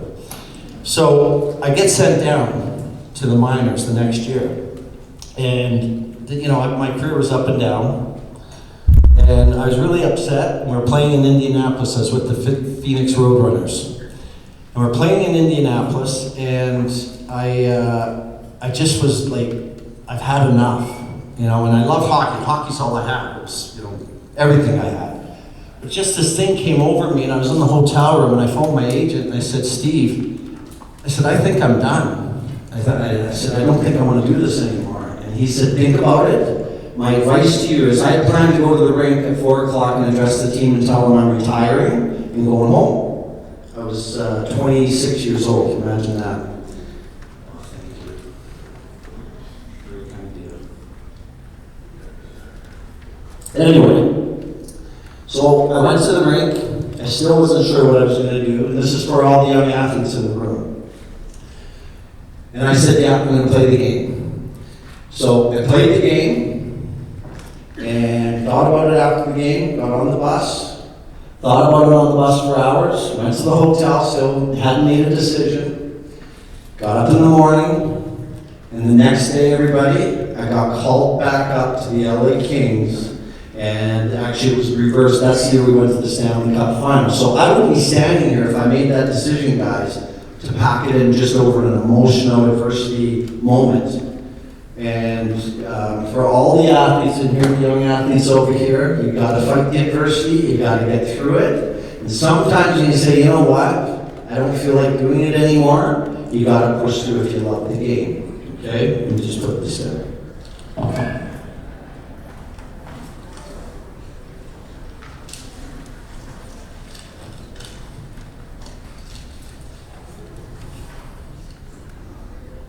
I hold one record in the NHL that probably most guys don't know about. I bet you all the NHL guys in here don't know what it is either. So I'm the only person in the history of the NHL to be selected in 3 expansion drafts, which I'm proud of. So it's one record that's in the NHL record books.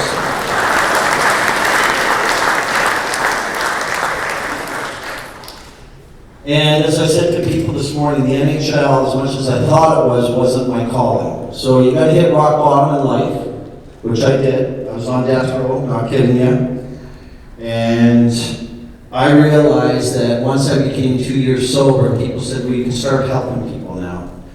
And that's when my life really kicked in. And it's been 15 years of Stanley Cup, hockey games, scoring goals, helping families with, addiction, with mental health, depression.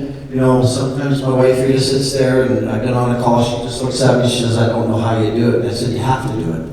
People are depending on us to do it with what's going on in our world right now.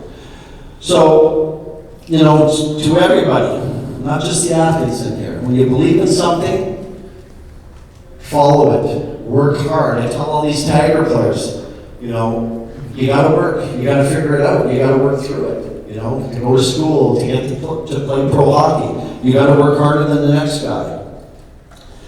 I do want to address you guys. For the 9 years that we've owned this hockey team, we're known as one of the teams in the Ontario Junior Hockey League that does the most in the community. And I'm so damn proud of you guys for what you do for all the people in Aurora. Stand up, please. Stand up, guys.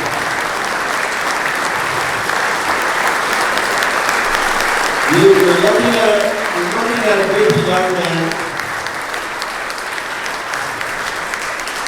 You're looking at a group of young men that whenever my wife or I or the coaching staff say we need you to do this, they're putting their hands up to be the one that want to go do it. That's which is amazing. Just the fact that you guys are so willing to give back, and I thank you from the bottom of my heart for that. So Thank you, and keep up the great work.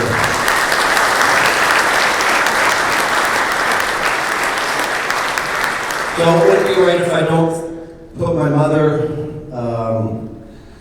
to me all mothers are sacred, and so her words of wisdom to me as a young man. She always used to say, son, she said, it costs nothing to say good morning, to say hello, or to say thank you. And I'll never forget that, and I tell all these guys, it costs nothing to hold the door, to do the right thing. And to end this great night, it's just been unbelievable. You have no idea what this has done for me as an individual. I thank you all. But in a world where you can be anything, be kind. I thank you so much for this beautiful.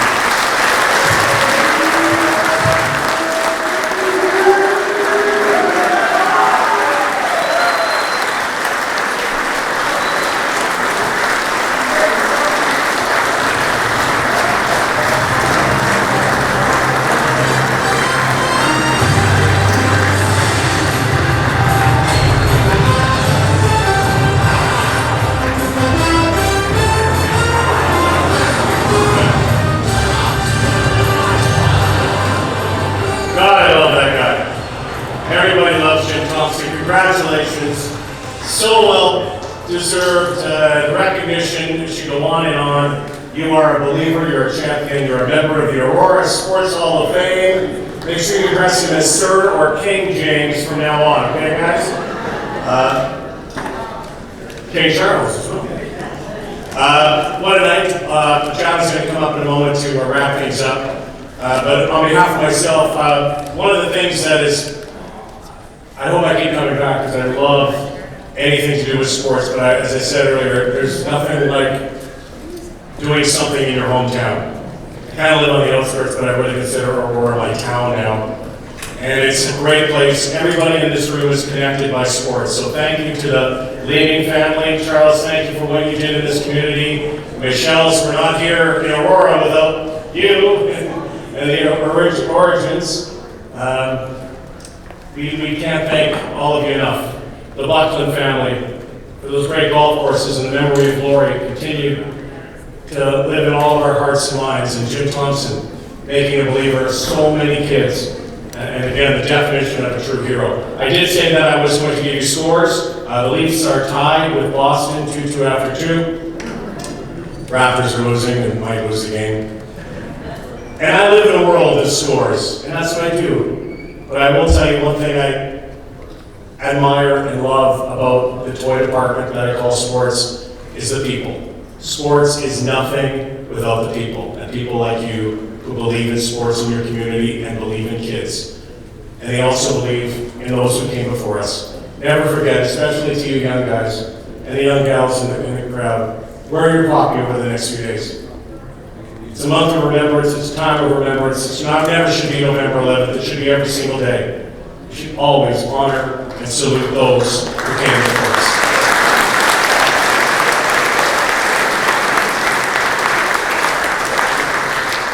May sports always be with you. Here's Ken Light.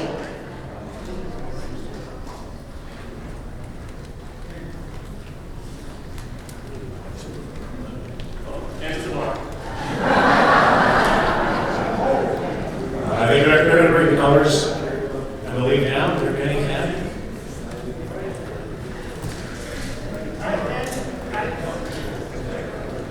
He wasn't going to watch it.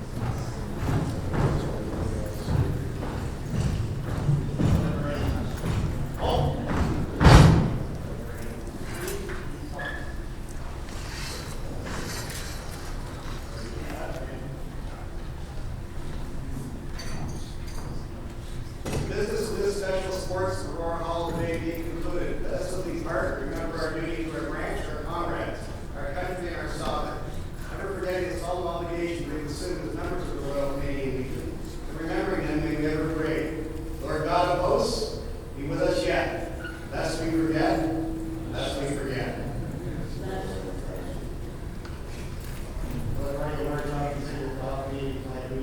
Move the break. Right. Turn. That's it. Quick. March.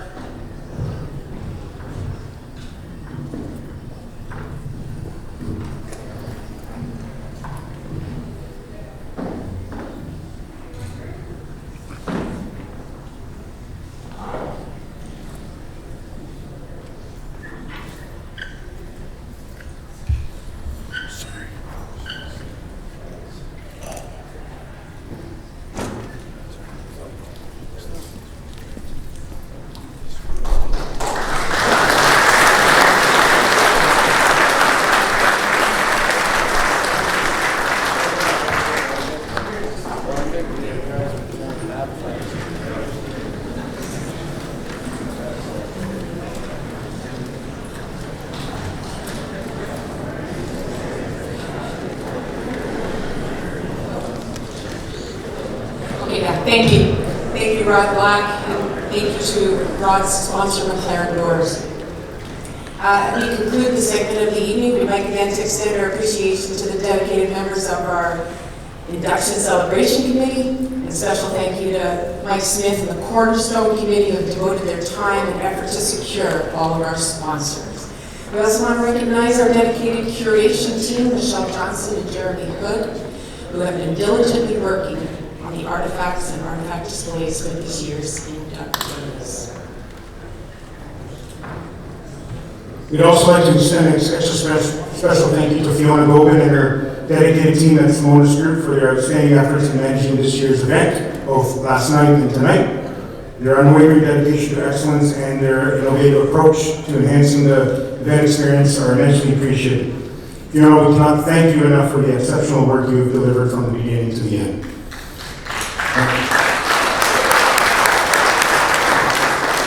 Ladies and gentlemen, as we prepare to wrap up the formal part of the evening, we're not done yet. We have an exciting announcement to share. Look to your screens. We're very delighted to inform you and announce that the 11th Annual Aurora Sports Hall of Fame Induction Celebration Evening is scheduled on Thursday, November the 7th at the brand spanking new Aurora Town Square. We look forward to collaborating with the town of Aurora, the great folks at the Aurora Town Square team to craft a fresh and memorable event experience as we welcome you to the 2024 class of inductees. So take your devices out, mark that calendar, Thursday, November the 7th, 2024, and save that date. At this point, I'd also like to invite you to join us at the adjacent room where we all started tonight to join us for the after party. Continue to take photos, indulge in desserts and the candy table. And a quick reminder that online auction is still up. It's going to end Sunday, November the 6th at 9 p.m. So don't forget to keep bidding. And we hope you enjoy the remainder of the evening. And most importantly, please drive safe on your way home. Before that, we do have the minister here with us tonight and a few members of Parliament. They would like to present you with their scrolls. So you guys can hang that. That'd be great. Other than that, folks, thank you everyone for being here, joining us in this great celebration. We thank you. Have a great night.